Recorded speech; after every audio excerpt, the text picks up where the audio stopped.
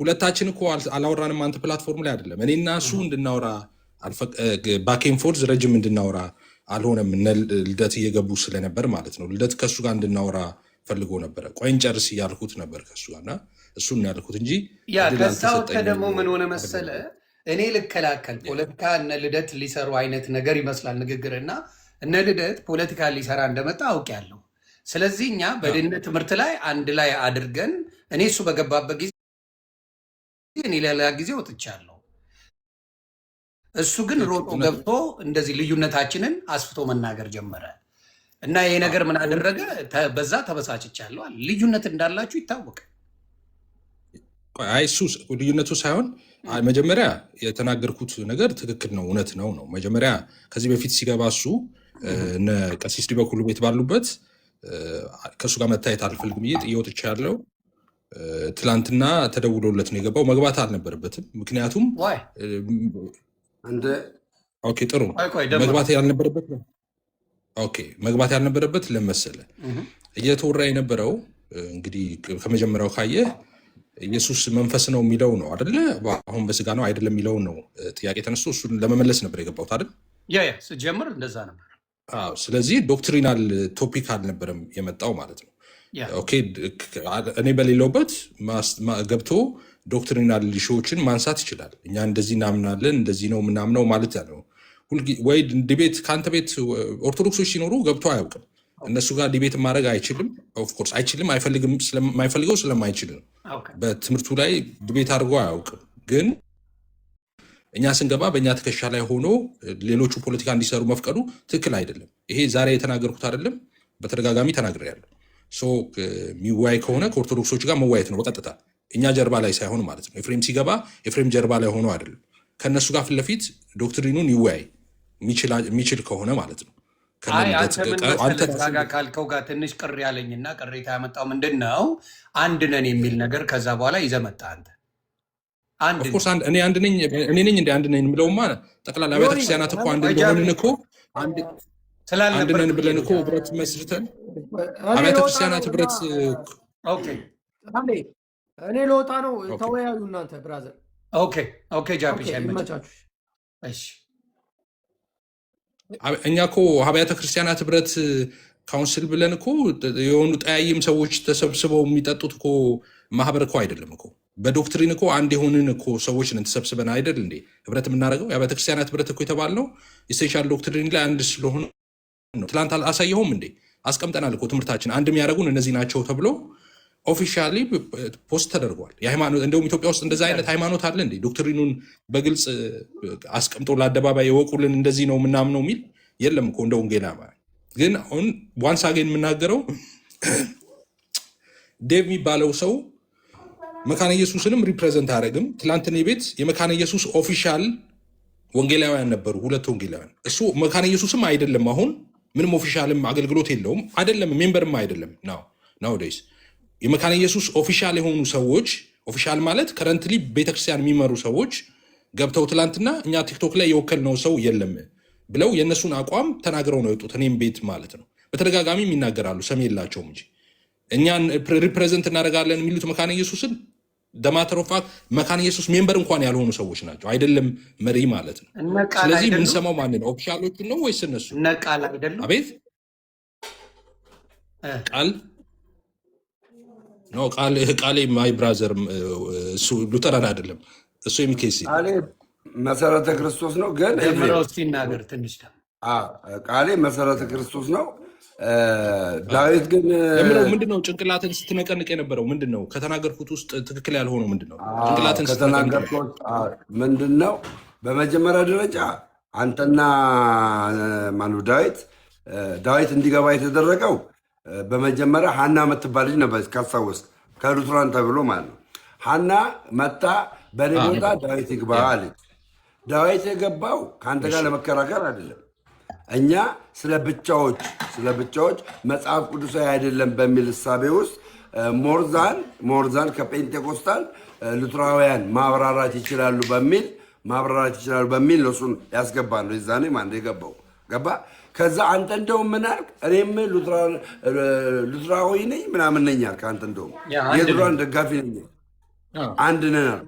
እኔም የሉተራን ደጋፊ ነኝ አሉ። ኦኬ በዛ መካከል ኦኬ እንደዛ ከሆነ መጽሐፍ ቅዱሳዊ ከሆነ ብቻ መጽሐፍ ቅዱሳዊ ከሆነ በተለይ ሶላ ስክሪፕቸራ በሚለው ነው አንተ ሀሳብ ያቀረብከው ማለት ነው። ከዛ ሶላ ስክሪፕቸራን እንቀበላለን። ሶላ ስክሪፕቸራ የምትቀበል ከሆነ 5 ሶላን ትቀበላለህ ወይ ስለው አዎ አልክ። ኦኬ እንደዛ ከሆነ እምነት ብቻ ከመጽሐፍ ቅዱስ ታመጣለህ ወይ ብዬ ስልክ አመጣለሁ አልክ። እንደውም 126 እምነት ብቻ የሚል ከመጽሐፍ ቅዱስ ዘርዝሬ ያመጣለሁ ብለህ ተናገር። ከዛስ እሺ እንደዛ ከሆነ እምነት ብቻ ከመጽሐፍ ቅዱስ አምጣል ተተረዳ።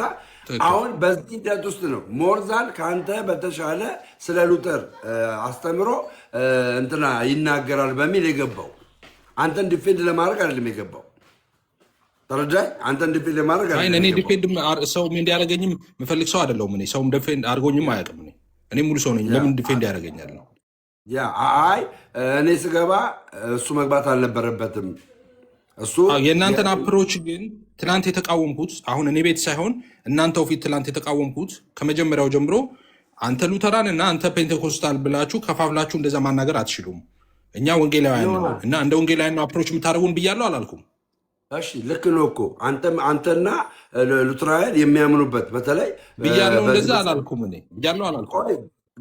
መከፋፈል የለባችሁም አንድ ነን እያልክ ነበር ስትናገር የነበረው። ነገር ግን አስተምሮታችሁ ማለት ያንተም አንድ አይደለም። ለምን አንተ አሁን ድነት ቅስፈታዊ ነው ነው የምትለው፣ እሱ ደግሞ እየነገረ ያለው ድነት ቅስፈታዊ አይደለም ሂደታዊ ነው። በሳክራመንት እናምናለን። ገባ? ሳክራመንትም ድነታዊ ላይ ይገባል እያለ እየነገረ ነበረ። ገባ? የእናንተ የሁለታችሁ ልዩነት አስተምሮ ላይ ይሄ ነው።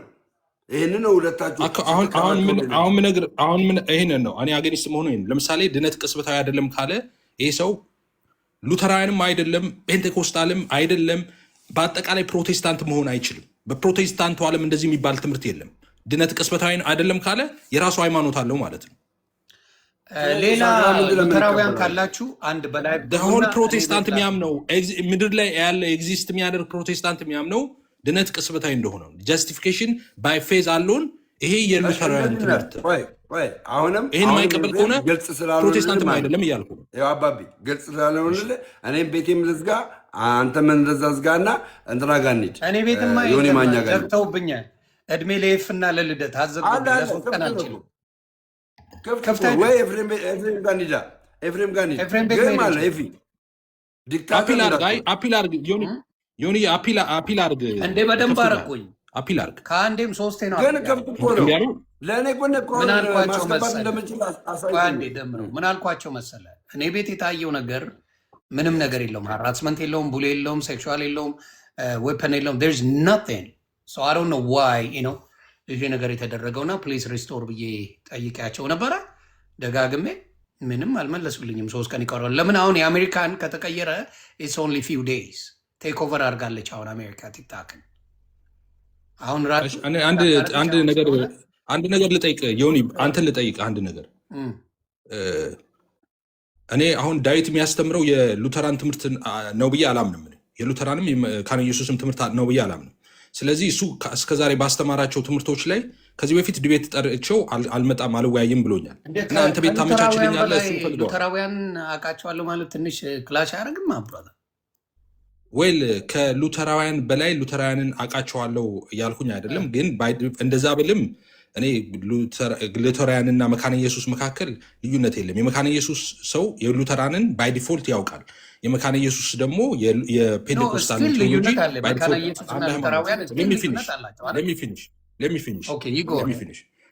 እንደሱ ያውቃል። መካነ ኢየሱስና ወይም ደግሞ ሙሉ ወንጌል ስለሆነ የራሱን ቴዎሎጂ ነው ብቻ ነው የሚያውቀው። ትክክል አይደለም። ሌላ ከሱ በላይ ታውቃለህ ወይ የምትለው በጣም ከሱ ብዙ ርቀት አውቃለሁ፣ የተሻለ አውቃለሁ ስለሉተራውያን ማለት ነው።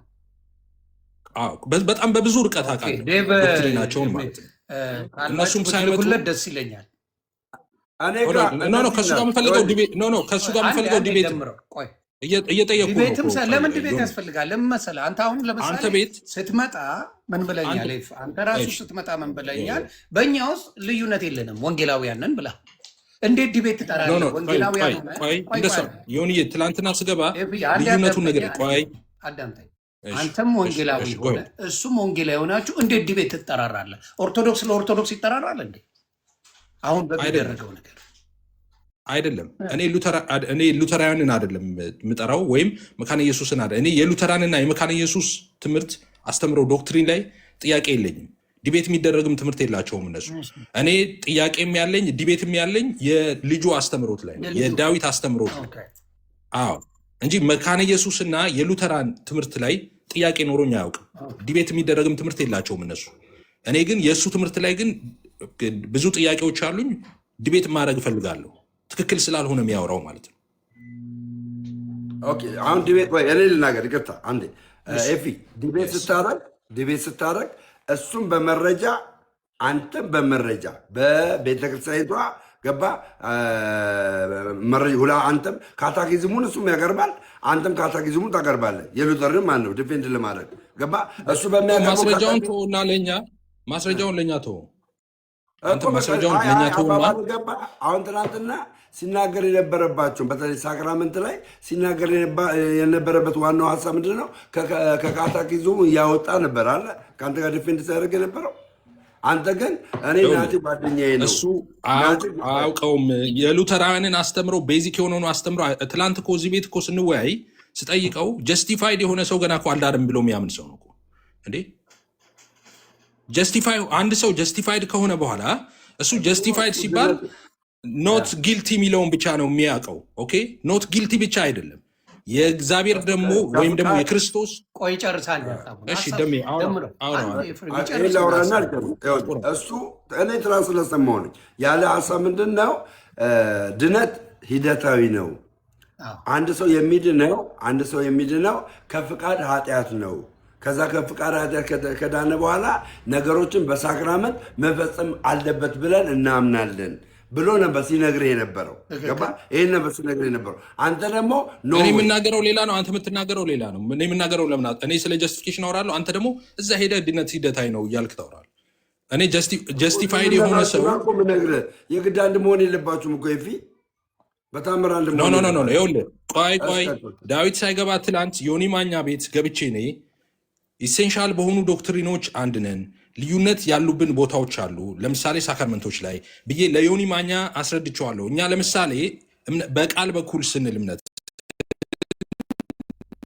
እነሱ ደግሞ በቃል ብቻ የሚለው እንዲናይ ሳያደርጉ እነዚህ በሳክራመንቶችን በኩል ነው ይላሉ። በጥምቀትም እንደገና ደግሞ በጌታ እራትም ልናገኘው እንችላለን ብለው ያምናሉ ብዬ አስረድቻለሁ። ልዩነቱን ሁሉ ተናግሬ ነው ሲጀምረ የጀመርኩት። አደባብሼ አንድ ነን ዝም ብዬ እንደ እንትን ዘፈን እንደ ቦሄ ዘፈን አንዴ ከመጣው አልመለ እንደዛ አይነት ነገር አይደለም። ልዩነቱን አስቀምጬ ነው የገባሁት። ትላንትናም ልዩነቱንና አንድነቱን አስቀምጬ ነው የገባሁት። እሱ ግን ኦኬ ፕሮግራም ስላለው ያንን ነው ልዩነት አላችሁ አንድ ላይ ታመልካላችሁ ወይ ብሎ ዮኒ ማኛ ሲጠይቀው አገር ውስጥ ውጭ ሀገር ግን አይደለም አለ።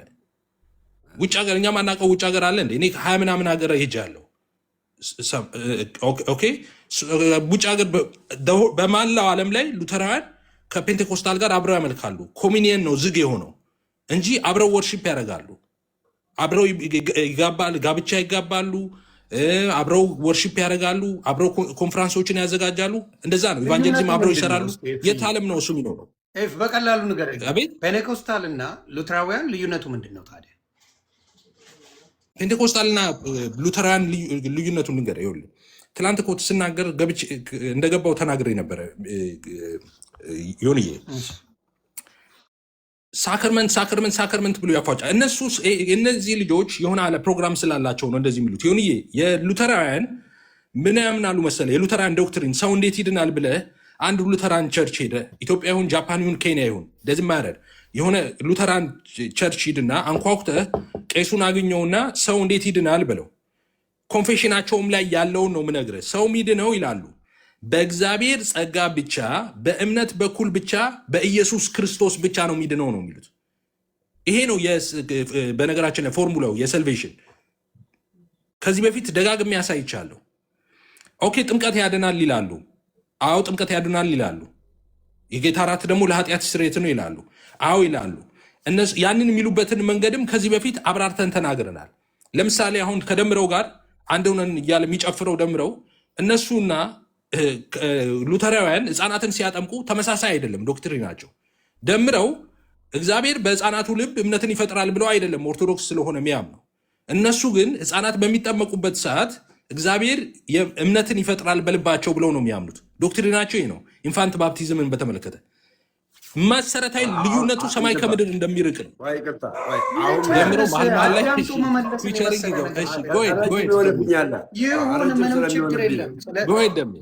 ረጅም ስለሚሆን አሁን ምናል አይሆንም።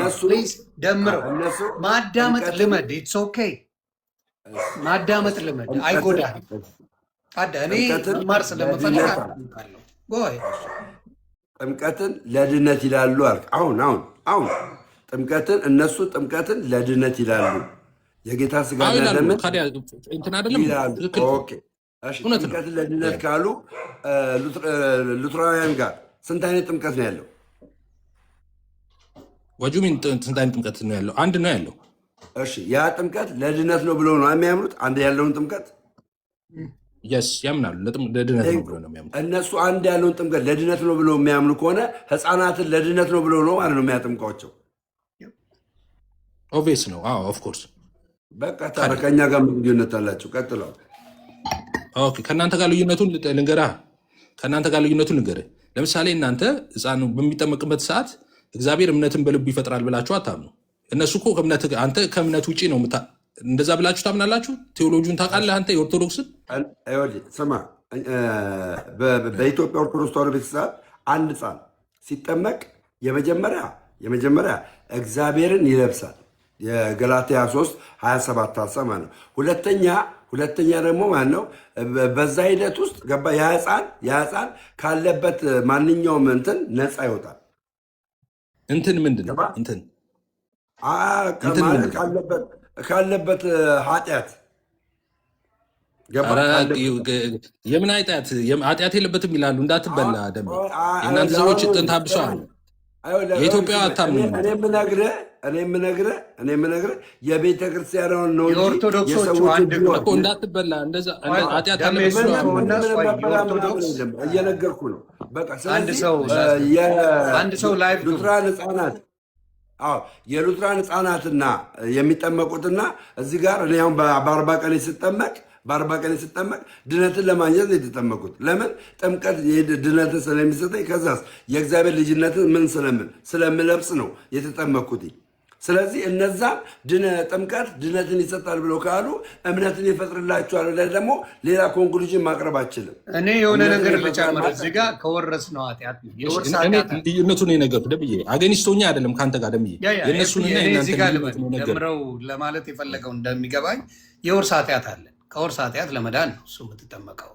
አንድ ላይ በህፃንነትም ቢሆን የውርስ ኃጢአት አለበት። ኤቭሪባዲ አያምንም። ኦርቶዶክስ አታምንም እኮ የኢትዮጵያ የውርስ ኃጢአት ኦርቶዶክስ አታምንም። የውርስ ኃጢአት የለም ብለው የኦርቶዶክስ ልጆች አንዳችሁ ላ ስለ ኦሪጂናል ሲል ለማውራት አያምንም። የውርስ ኃጢአት አታምንም። ኦርቶዶክስ ነው ያልከው። አታምንም። የኢትዮጵያ ኦርቶዶክስ ተዋሕዶ ቤተክርስቲያን አታምንም። የውርስ ኃጢአት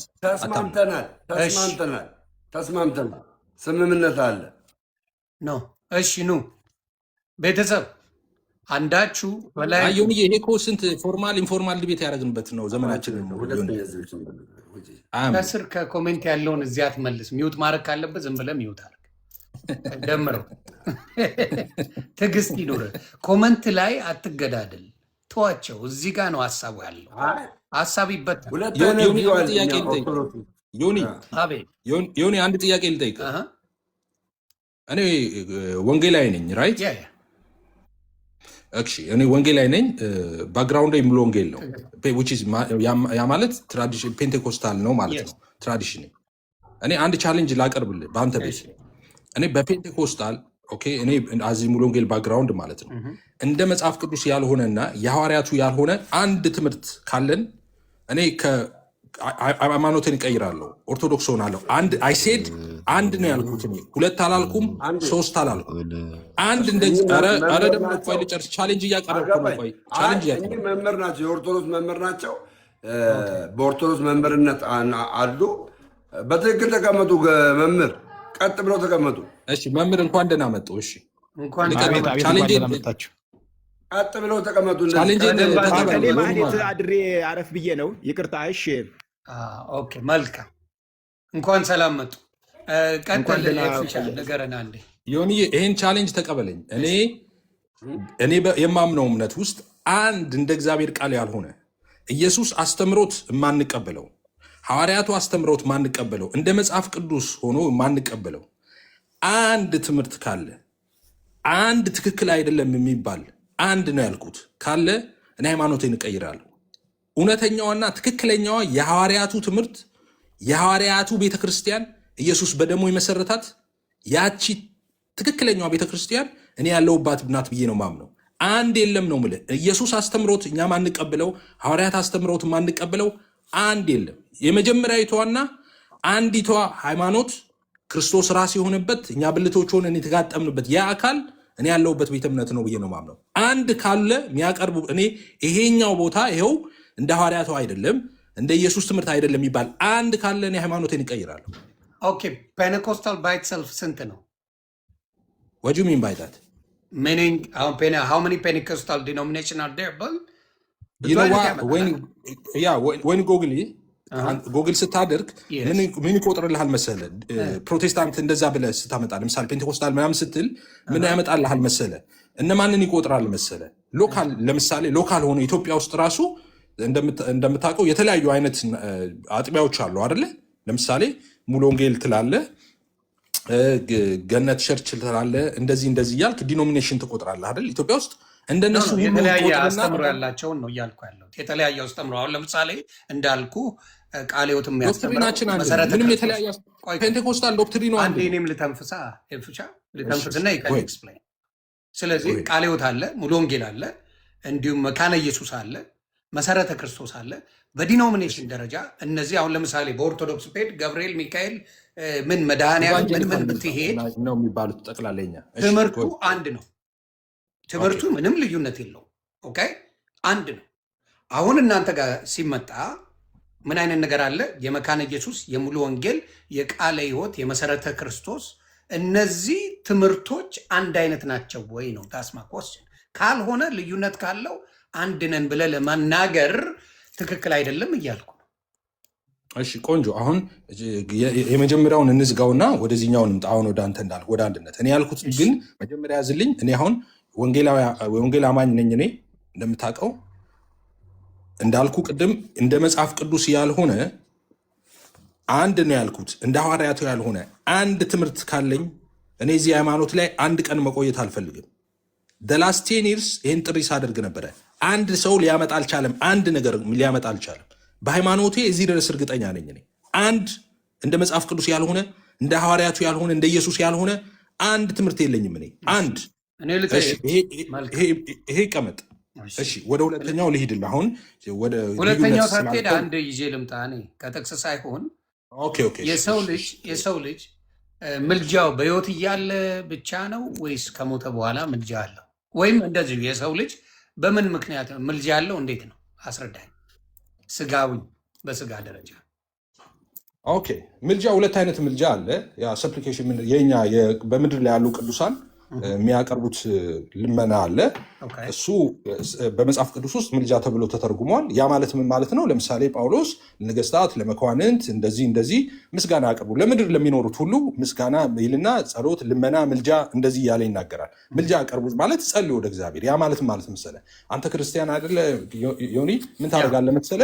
ስለ ኢትዮጵያ ትጸልያለህ፣ ስለ ምድር ትጸልያለህ፣ ስለ ነገስታቱ ትጸልያለህ፣ ስለ ምድራችን በረከት ትጸልያለህ። በቃ ይሄ ምልጃ ይባላል። ሰፕሊኬሽን ይባላል። የዮኒ ማኛን ኃጢአቱን ሰርይለት ብለህ መጸለይ አችልም? አሁን ለእኔ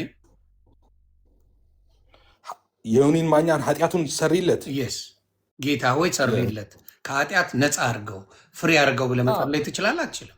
ምንድነው አትቁጠርባቸው። ልክ እንደ እስጢፋኖስ አትቁጠርባቸው አይነት ከሆነ በዛ ሴንስ ከሆነ ለምሳሌ አንተ ላይ በደል ሲያደርሱብህ ጌታ ሆይ ይህን በደል አትቁጠርባቸው ብለህ መጸለይ ትችላለህ። አትቁጠርባቸው ሳይሆን እሱ የሰራውን በደል ይቅር በለው ብለህ መጸለይ አችልም? አሁን ለምሳሌ የሆነ ኃጢአት ሰራው፣ አንተ አሁን ፓስተር ነህ ልበል። ፓስተር ጋር መጣውና እንደዚህ አይነት ነገር አለ ፓስተር እየጸልይልኝ ብለህ ጌታ ኢየሱስ ክርስቶስ ሆይ ይህን ኃጢአት አትቁጠርበት በደሉን ይቅር በለው ብለህ ብትጸልይልኝ ትችላለህ ወይስ አችልም? ምንድነው አሁን ምንድነው በሁለት ነገር ነው መታየት ያለበት አሁንም ማለት ነው። በሁለት ሳይድ ነው ይሄ። አሁን ይቅር በለው ኃጢአቱን ብለህ የምትጸልይ ያልከው አንደኛ ለምሳሌ በመጽሐፍ ቅዱስ ውስጥ ቅድም ራንደም ሜንሽን እንዳረኩልህ እስጢፋኖስ ለምሳሌ ሲወገር እንዳለው ማለት ነው። ኦኬ ኃጢአታቸው አንተን የደበደቡ እሱ አይደለም ኃጢአት የሚያሰርየው በነገራችን ላይ መጠየቅ ነው። በሁለት ላሳይ ነው እኮ በሁለት እየነገርኩ ነው።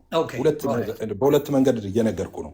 አንደኛው ኃጢአት ሰርቶ ከሆነ ምነግርህ በነገራችን መጽሐፍ ቅዱሳዊ እንትን ያደረገ ነገር ነው ምነግርህ ማለት ነው። እና እንትን ሆነ ስማኝ፣ ፎከስ ዱንና ስማኝ። ልክ እንደዛ አንተ ላይ በወንጌል ምክንያት ሰዎች የሚያደርሱብህ በደል እንደዛ ሲኖር ጌታ ሆይ ይህንን ኃጢአታቸውን አትቁጠርባቸው ስትል አንተ ላይ ስለሰሩት እግዚአብሔር እነሱ ላይ የሚያደርገውን ነገር ሊተው ይችላል። ገብተዋል? አንተ ላይ ስላደረጉት በደል ማለት ነው። በግፍ አንተ በወንጌል ምክንያት ወይም ደግሞ በሌላ ምክንያት ጥሩ አድርገህ ሰዎች አንተ ላይ የሚያደርሱትን በደል ለዛ ይሄ ሰፕሊኬሽን ማለት አንዱ ነው። ሌላው ደግሞ ለምሳሌ ምን ይላል መሰለ፣ ከእናንተ መካከል አንዱ ቢታመም ይላል ዮንዬ፣ ከእናንተ መካከል አንዱ ቢታመም ወይ ሽማግሌዎችን ይጥራ ይላል። የቤተክርስቲያን ሽማግሌዎችን ይጥራ፣ በዘይት አድርገው ቁስሉን ይጸልዩለት ምናምን ይልና ከዛ በኋላ ምን ይላል መሰለ፣ ኃጢአትም ሰርቶ ከሆነ ይሰረይለታል ይላል። አሁን እዛ ላይ ስለምን እያወራ መሰለ፣ ኃጢአት ሰርቶም ከሆነ ይሰረይለታል የሚለው ያንን ኃጢአት ያመጣበትን ኃጢአት ሰርቶ ከሆነ የህመም የመጣበት በዛ ምክንያት ሲጸልዩለት ሽማግሌዎች ተጠርተው ቁስሉን በዘይት አድርገው ምናምን ዋሬቨር ህመሙ የሚታይም ማይታይም ከሆነ ሲጸልዩለት የኃጢአት ይሰረይለታል ለዛ ሰው ይላል። ኦኬ ሰፕሊኬሽን የሚባለው ይሄ ነው። ያ ማለት ምን ማለት ነው? አንዱ ስለ አንዱ እርስ በርሳችን እንተያይ አይደል? አንዱ የአንዱን ሸክም ይሸከም አይደል የሚለው መጽሐፍ ቅዱስ። ልክ እንደዛ ማለት ነው። እኔ አንተን ይዤ በጌታ ፊት ጌታ ሆይ ኃጢአቱን ይቅር ማረው እንደዚህ እያልኩኝ አንተም በእግዚአብሔር ፊት ላቀርብ እችላለሁ። ሌላውም የዳነ ክርስቲያን ብቻ ነው ይህንን ማድረግ የሚችለው። እሱም በምድር ላይ ያለ ክርስቲያን ብቻ ነው ማድረግ የሚችለው፣ በምድር ላይ ያለ ብቻ። እንደሱ አይነት ነገር አለ መጽሐፍ ቅዱስ ላይ።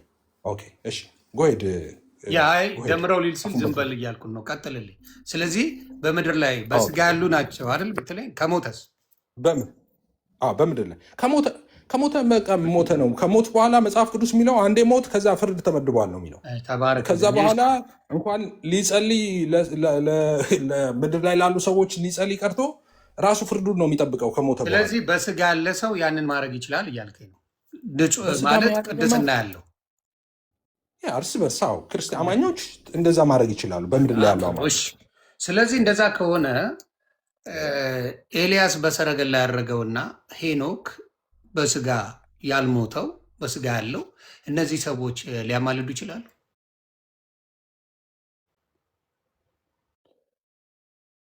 አሁንም ምልጃ ገብተዋል። አልሞቱም፣ ቅዱስ ናቸው። እግዚአብሔር መርጧቸው ነጥቋቸዋል። በስጋ አሉ፣ ያልሞቱ ሰዎች ናቸው። ስለዚህ እነዚህ ምን እያደረጉ ነው? በስጋ አሉ።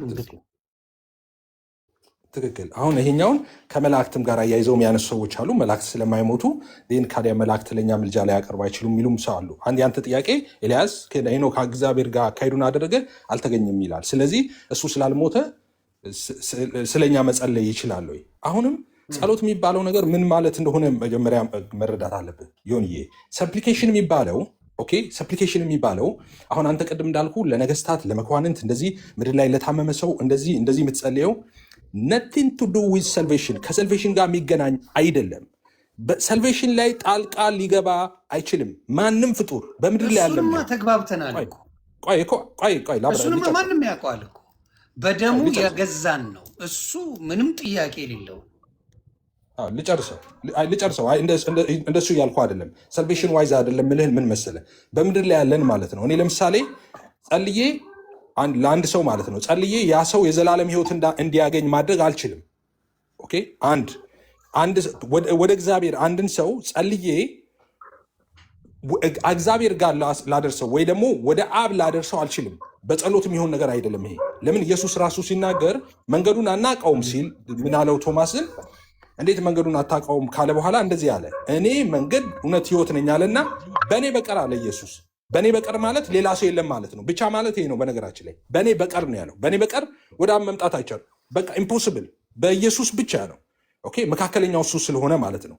ሌላ ቦታ ላይም እንደምታስታውሰው ጳውሎስ አንድ እግዚአብሔር አለ ይላል። ከዛስ ደግሞ አንድ አለ ይልና በእግዚአብሔርና በሰው መካከል ያለ ኢየሱስ ክርስቶስ ነው ይላል። ኦኬ ያ ሰው የሆነው ኢየሱስ ክርስቶስ ብቸኛ መካከለኛ ነው ወደ እግዚአብሔር የሚያደርስ።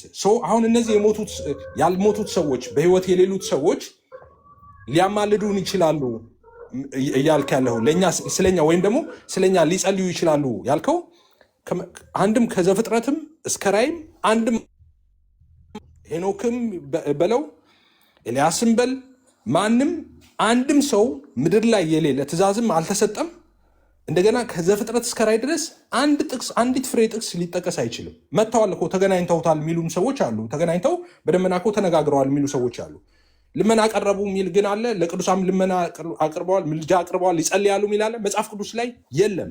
ስለዚህ መጽሐፍ ቅዱስ ላይ በሌለ አይ ሊሆን ይችላል በሚል እንዴት ሰው የዘላለም ተስፋውን ይገምታል? ሊሆን ይችላል በሚል እሺ፣ እሱን ካልከኛ አይቀር ደግሞ ባለፈው የተከራከርንበትና በደንብ አሁን የገባኝ ዘካርያስ 1:12 ላመጣብህ ነው። ጎሄድ የፈለግከው ነው ባርክልኝ። እሺ ዘካርያስ 1:10 ጀምሮ እናነበውና አንተ ኤክስፕሌን ታደርግልኛለህ። ከዛ ምልጃ ነው አይደለም የሚለው እንሄድበታል። ስለዚህ ምንድን ነው የሚለው? ሚውት አድርገው። ውሻ የሚጮውበት ሰው ያለ ሰው አለ። ሚውት አድርጉ አንዳችሁ። ስፒከሩን መጫን ጋ ቀጥተኛ አባት እዚህ ጋር ንኩት። ስፒከሩ ከእንትን ላይ ስለገባሁኝ ጎኑ ላይ እኔ ማድረግ ይችላለሁ። ኖ መውጣት አያስፈልግም። ለይቀው። እሺ ምንድን ነው የሚለው? የትንቢተ ዘካርያስ ምዕራፍ 1 ከቁጥር 10 ጀምሮ በባርሰነት ዛፎች መካከል ቆሞ የነበረው ሰው እነዚህ በምድር ላይ ይመላለሱ ዘንድ በእግዚአብሔር የላካቸው ናቸው ብሎ መለሰ። መላእክቶችን ነው። ከዛ በባርሰነት ዛፎች መካከል ቆሞ የነበረው የእግዚአብሔር መልአክ በምድር ላይ ተመላለስን፣ እነሆም ምድር ሁሉ ዝም ብላ አርፋ ተቀምጣለች ብለው መለሱለት። የእግዚአብሔር መልአክም መልሶ አቤቱ የሰራዊት ጌታ እግዚአብሔር ሆይ አቤቱ የሰራዊት ጌታ ሆይ እነዚህ 70 ዓመት የተቆጣቸውን ኢየሩሳሌምና የይሁዳን ከተሞች የማትምራቸው እስከ መቼ ነው አለ። መልአኩ ለእግዚአብሔር ጠየቀ። እግዚአብሔርም መልሶ ከእኔ ጋር ይነጋገር ለነበረው መልአክ በመልካምና በሚያጽናና ቃል ተናገረው ይልና ይቀጥላል። ስለዚህ ይሄን አንተ የምትለው እንዴት ነው? መጀመሪያ መልአኩ በምን አወቀ? ሁለተኛ እንዴት ብሎ እግዚአብሔርን መጠየቅ ቻለ? እግዚአብሔርን መጠየቅ ነው ስለሌሎቹ አይደል? ማማለድ ማለት እግዚአብሔር አምላክን ሌሎቹን መጠየቅ ነው። ስለሌሎቹ ምሕረት መጠየቅ ነው። ስለሌሎቹ ኃጢአት መጠየቅ ነው። ይሄ መልአክ ኤግዛክትሊ ያንን ነገር ጠይቋል።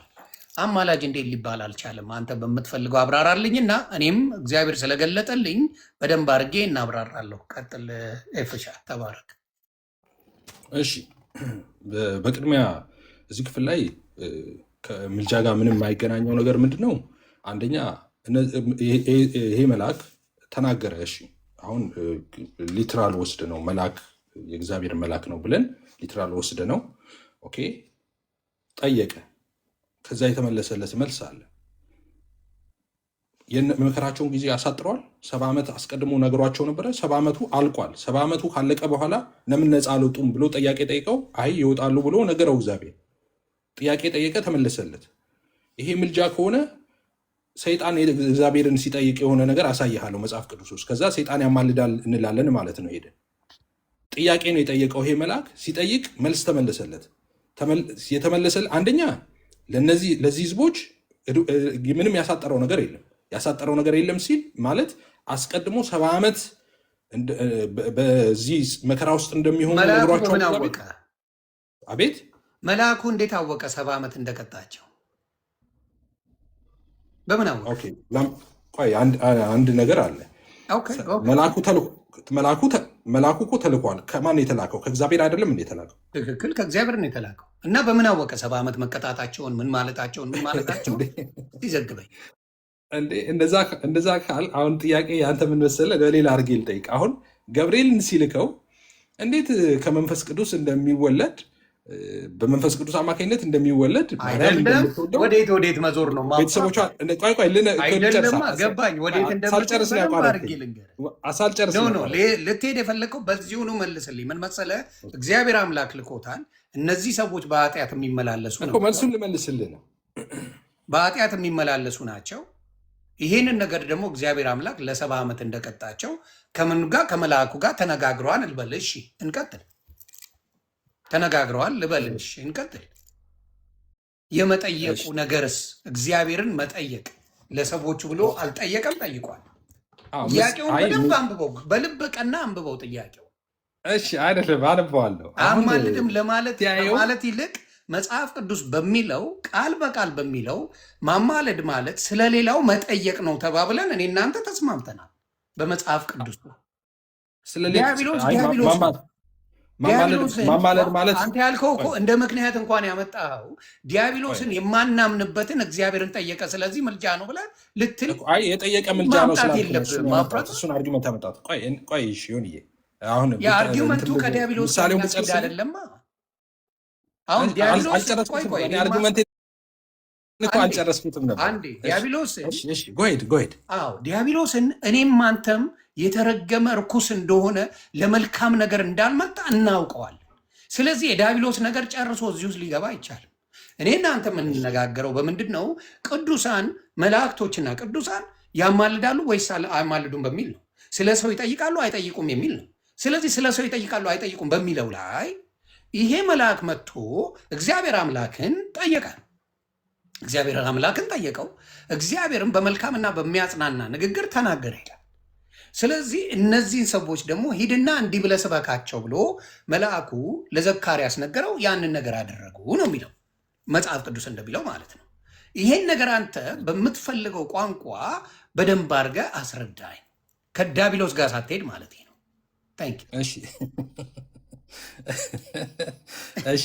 ትንሽ ከብጃለሁ፣ ይቅርታ ማብራደር ችግር የለው። በዳሪዮስ በሁለተኛው ደምረው ከኔ ጋር ነው። ይሄ ጥቅስ የኔ ነው፣ አትግባ። ደምረው ይሄ ጥቅስ እኔ ስለጠየቅኩት እኔ መልስልኝ። እሺ በዳሪዮስ በሁለተኛው ዓመት ሳባጥ የሚባል በ11ኛው ወር በ24ኛው ቀን የእግዚአብሔር ቃል ወደ አዶ ልጅ ወደ አራኪው ወደ ነቢዩ ዘካርያስ እንዲህ ሲል መጣ። እነሆ አንድ ሰው መጋላ ፈረስ ተቀምጦ በሌሊት አየው። እርሱም በሸለቆ ውስጥ ባሉ በባርሰነት ዛፎች መካከል ቆሞ ነበር። በስተኋላው መጋላና ሐመር አምባላይም ፈረሶች ነበሩ። እኔም ጌታ ሆይ ይላል። አሁን ጌታ ሆይ የሚለው ሰር እንደማለት ነው። ሪስፔክትፉሊ ነው። ኦኬ ጌታ ሆይ የሚለው አንዳንድ ሰዎች በሌላ የሚተረጉሙታል። መጽሐፍ ቅዱስ ውስጥ ጌታዬ በሶስት ይተረጎማል። ሶስት ነው ያለው። እሱም በነገራችን ላይ ጌታዬ የሚለውም ባለፈው ከፕሮፌት ማነው ስሙ ጠፋኝ ሚኪ ጋር ስናወራ ኢየሱስ ክርስቶስ ነው ይሄኛው መልአክ ብሎኛል። ቆይ እዚህ ጋር እንትን እንበል ልነግርህ ብዬ ነው ጀስት ኢን ኬዝ። አንዳንዶች ያው አንተ ትለዋለህ እሱን ወይስ መልአክ ነው? እዚህ ጋር ቴዎፋኒ እንትን ነው ብለው ኢንተርፕሬት የሚያደርጉ አሉ። ቴዎፋኒ ማለት የኢየሱስ ግልጠት በብሉ ጊዜ በመልአክ የተገለጠባቸው ክፍሎች አሉ፣ የመጽሐፍ ቅዱስ ክፍሎች። እዚህ ጋር አንተ ምን ትለዋለህ? አስቀድምልኝና መልአክ ነው ወይስ አምላክ ነው እዚህ ጋር የተገለጸው? መልአክና አምላክ ናቸው ወይስ ይሄ ክርስቶስና እግዚአብሔር ናቸው ብለህ ነው አንተ? መልአክ ነው። መልአክ ነው። ተባረክልኝ። ስለዚህ ፋለሲው እዚህ ጋር ተሰርተዋል። ፕሮፌት ሚኪ የሚለው ኢየሱስ ነው፣ አንተ መልአክ ነው በሚለው እንደዛ ብለው ኢንተርፕሬት የሚያደርጉ አሉ። አሁን የእሱ ችግር ላይሆን ይችላል፣ እንደዛ ብለው የሚረዱ አሉ። ይህንን ነገር ማወቅ ያለብህ ወደ ሌሎቹ ከሜዲ በፊት ማወቅ ያለብህ ተመሳሳይ ፍቺዎች፣ ለምሳሌ ቸርች ፋዘርስ ጭምር ተመሳሳይ ፍቺዎቹን አንዳንዶቹን እንደውም እንደ ኢንተርፕሬት መደረግ እንዳለባቸው ራሱ የሚለያዩበት ቦታ አለ። ለምሳሌ ኦርቶዶክስ ቤተክርስቲያን አንድምታ መጽሐፎች አሏት አይደል? አንድምታ መጽሐፍ ለምን አስፈለገ? አንድ ነገርን አሁን አንድምታ መጽሐፍ አለኝ እኔ ላሳይ ይችላለሁ። አንድ ነገርን 5፣ 6፣ 7 አድርጋ ትተረጉማለች። አንድ ነገር ማለት ምንድን ነው? እንደዚህም ይተረጎማል፣ እንደዚህም ይተረጎማል፣ እንደዚህም ይተረጎማል፣ እንደዚህም ይተረጎማል ማለት ነው። ስለዚህ ኢፍ ሰምባዲ ሴዳት ይሄ ነገር ቴዎፋኒ ነው እንደዚህ ነው ብሎ ተተርጎ እንደዚህ ሚን ይሄ ሰውዬ ተሳስቷል። በቃ ኦኬ፣ እዚህ ጋር መልአክ ካለ ያኛው እንትን ካለ ተሳስቷል አይደለም። እሱ ግራውንድ ይኖረዋል። እንደዛ ብለው የፈቱ ሊኖሩ ይችላሉ። ለዛ ነው ይሄ አንድምታ መጽሐፍ ተብሎ በኦርቶዶክስ ቤቶችም በተለያዩ መንገድ የሚፈቱት አንድ ተመሳሳይ ቃላቶች ማለት ነው። በእንደዚህም ተብሎ ማለት ነው። ሶ ባይ ዲፎልት ልጅ ተሳስቷል ብሎ መደምደም አይቻልም ነው። ኦኬ እንደዛ ብሎ ቴዎፋኒ ነው ብሎ ቢፈታ ማለት ነው። ሶ ልመለስ ነው ወደ ዋናው እንመለስና ኤክስፕሌን አድርግልኝ ልመለስ። እሺ ከዛ የእግዚአብሔር መልአክም መልሶ ይሄ እንዳልኩ ነው። በሰር የሚለው ቃል እዛ ጋር ጌታዬ ብሎ የጠራው መጽሐፍ ቅዱስ ላይ ጌታ የሚለው ቃል በሶስት መንገድ ነው የሚፈታው። አንደኛው ሰር ማለት ነው። ለምሳሌ ሳራ አብርሃምን እንደምትለው ማለት ነው ጌታዬ ሰር ነው። ሁለተኛው ደግሞ ጌታ ማስተሮችን የሚያመለክት ነው። ሐዋርያው ቅዱስ ጳውሎስ ነገስታቶችን ባሪያዎቹን አታስቆጡ ምናምን እያለ ማለት ነው። ባላባቶች እንደዛ ነው። ሌላኛው ጌታ የኢየሱስ ነው። ኢየሱስ ጌታ ስንል እንደምታውቀው አምላክ ማለታችን ነው። ጌታ ስንል አምላክ ገዢ ፈጣሪ ማለታችን ነው። እሺ ሰው እዚህ ጋር ጌታ የሚለው ሰር የሚለው እንደሚለው ነው። የሪስፔክት አገላለጥ ነው። ሰው ጌታ ሆይ እነዚህ ምንድን ናቸው አልኩ። ከኔም ጋር ይነጋገር የነበረው መልአክ እነዚህ ምን እንደሆኑ አሳያለሁ አለኝ። በባርሰነት ዛፎች መካከል ቆሞ የነበረው ሰው እነዚህ በምድር ላይ ይመላለሱ ዘንድ እግዚአብሔር የላካቸው ናቸው ብሎ መለሰ። በባርሰነት ዛፎች መካከልም ቆሞ የነበረው የእግዚአብሔር መልአክ በምድር ላይ ተመላለስን። በምድር ላይ ምናልን ይላል ዮኒ ተመላልሰዋል። ተመላልሶ አይቶታል ማለት ነው። ተመላልሰዋል። ልብ አድርግ። ቀጥታ ከሰማይ ወርዶ ብሎ ለሌላም ስለምጠቀማት ያዛት። ተመላልሰዋል፣ መላእክቶች ተመላልሰዋል። እኔ እፈልጋታለሁ። ይሄን እፈልጋታለሁ። የተመላለሰው ምንድነው? የተመላለሰው ምንድነው? ከምድር ወደ ሰማይ ከምድር ወደ ሰማይ አይደለም የተመላለሰው፣ በምድር ላይ ነው። ከሰማይ ወረደና እዛው ምድሩ ላይ ተመላለሰ። እንደዛ ነው የሚለው። በባርሰነት ዛፎች መካከል ቆሞ የነበረው ሰው እነዚህ በምድር ላይ መላለሱ ዘንድ እግዚአብሔር የላካቸው ናቸው ብሎ መለሰ ካለ በኋላ በባርሰነት ዛፎች መካከል ቆሞ የነበረው የእግዚአብሔር መልአክ በምድር ላይ ተመላለስን አለ። በምድር ላይ እየተመላለሰ ከተማዋን እያያት ነው። ልብ በል። ከዛ እየተመላለሰ ከተማዋን እያያት ነው። እየተመላለሰ ማለት እየዞረ ከተማዋን እያያት እየዞረ ነገር ላይ እየመጣልኝ ነው። እየዞረ ከተማውን እያያት ነው። እሺ ከዛስ በምድር ላይ ተመላለስን፣ እነሆም ምድር ሁሉ ዝም ብላ አርፋም ተቀምጣለች ብለው መለሱለት ይላል። ከዛስ የእግዚአብሔር መልአክ መልሶ አቤቱ የሰራዊት ጌታ እነዚህን 70 ዓመት የተቆጣቸውን የኢየሩሳሌምና የይሁዳን ከተሞች የማትምራቸው እስከ መቼ ነው አለ። ጥያቄ ጠየቀ። 70 ዓመት ከዛ አስቀድሞ ትንቢት ተነግሮ ነበረ። 70 ዓመት በግዞት ውስጥ ነበሩ። ያ 70 ዓመት ተፈጽመዋል። ባይገርም ያ የመከራና የስቃይ ዘመን ተፈጽመዋል። እዚህ ጋር ይሄ መልአክ ሲያናግረው ተፈጽመዋል። ያ 70 ዓመት ተፈጽሞ ነበረ፣ ግን ስቲል ምድር ጸጥ ብላ ነበረ። ከዛስ እግዚአብሔር መልሶ ከኔ ጋር ይነጋገር ለነበረው መልአክ ይላል በመልካምና በሚያጽናና ቃል ተናገረው። ስለዚህ ከኔ ጋር ይነጋገር የነበረው መልአክ እንዲህ አለኝ፣ ስበክ እንዲህም በል የሰራዊት ጌታ እግዚአብሔር እንዲህ ይላል፣ እኔ በታላቅ ቅናት በኢየሩሳሌምና በጽዮን ቀንቻለሁ። እኔ ጥቂት ብቻ ተቆጥቼ ሳለሁ እነርሱ ክፋትን ስላገዙት ባልተቸገሩት አሕዛብ ላይ እጅግ ተቆጥቻለሁ ይልና፣ ስለዚህ እግዚአብሔር እንዲህ ይላል፣ ወደ ኢየሩሳሌም በምሕረት ተመልሻለሁ፣ ቤቴ ይሰራበታል፣ በኢየሩሳሌም ላይ ገመድ ይዘረጋበታል ይላል የሰራዊት ጌታ እግዚአብሔር። አሁን ይህ መልአክ መልእክት እያመጣ ነው። መልእክት እያመጣ ነው ማለት እግዚአብሔር የነገረውን እየነገረ ነው። እንዲያደርጋለሁ፣ እንደዚህ ያደርጋለሁ፣ እንደዚህ ያደርጋለሁ ብሏል እግዚአብሔር እያለ እየነገረው ነው። ደግሞም እንዲህ ስትል ስበክ፣ ቀጥሎ ማለት ነው። ደግሞም እንዲህ ስትል ስበክ፣ የሰራዊት ጌታ እግዚአብሔር እንዲህ ይላል፣ ከተሞቼ ደግሞ በበጎ ነገር ይረካሉ፣ እግዚአብሔርም ደግሞ ጽዮንን ያጽናናል፣ ኢየሩሳሌምም ደግሞ ይመርጣል። ዓይኖቼን አንስቼ እነሆ 4 ቀንዶችን አየሁ። ከኔ ጋር ይነጋገር የነበረው መልአክ እነዚህ ምንድናቸው አልኩት። እርሱም እነዚህ ይሁዳና እስራኤልን ኢየሩሳሌምንም የበተኑ ቀንዶች ናቸው ብሎ መለሰልኝ። ይሄ በነገራችን ላይ እንትን ነው፣ እሺ ቪዥን ነው ዮኒዬ፣ እሺ ራእይ ነው። ኦኬ ሶ መለሰልኝ። እግዚአብሔርም 4 ጠራቢዎችን አሳየኝ እያለ ይቀጥላል። አሁን እኛ የምንፈልገው ከላይ ያለው ስለሆነ ከላይ ያለው ላይ እንሂድ። አሁን እግዚአብሔርን የጠየቀበት ማለት ነው። አሁን መልአኩ ምንድን ነው ያለው? እና አንተ እዚህ ጋር አሁን ምልጃ ነው ብለህ የተረዳኸው ፈጽሞ ለምልጃ ማይሆን ነገር መልአኩ ምንድን ነው ጥያቄ ነው የጠየቀው። ምን ጥያቄ ጠየቀ መሰለህ? የሰራዊት ጌታ እግዚአብሔር ሆይ አለና ተመላልሶ አይቷት ምድርን 70 ዓመት የተቆጣቸውን ኢየሩሳሌምና ይሁዳን ከተሞች የማትምራቸው እስከ መቼ ነው አለው ይላል። የማትምራቸው እስከ መቼ ነው አለ። እግዚአብሔር ደግሞ ምንድን ነው ያለው?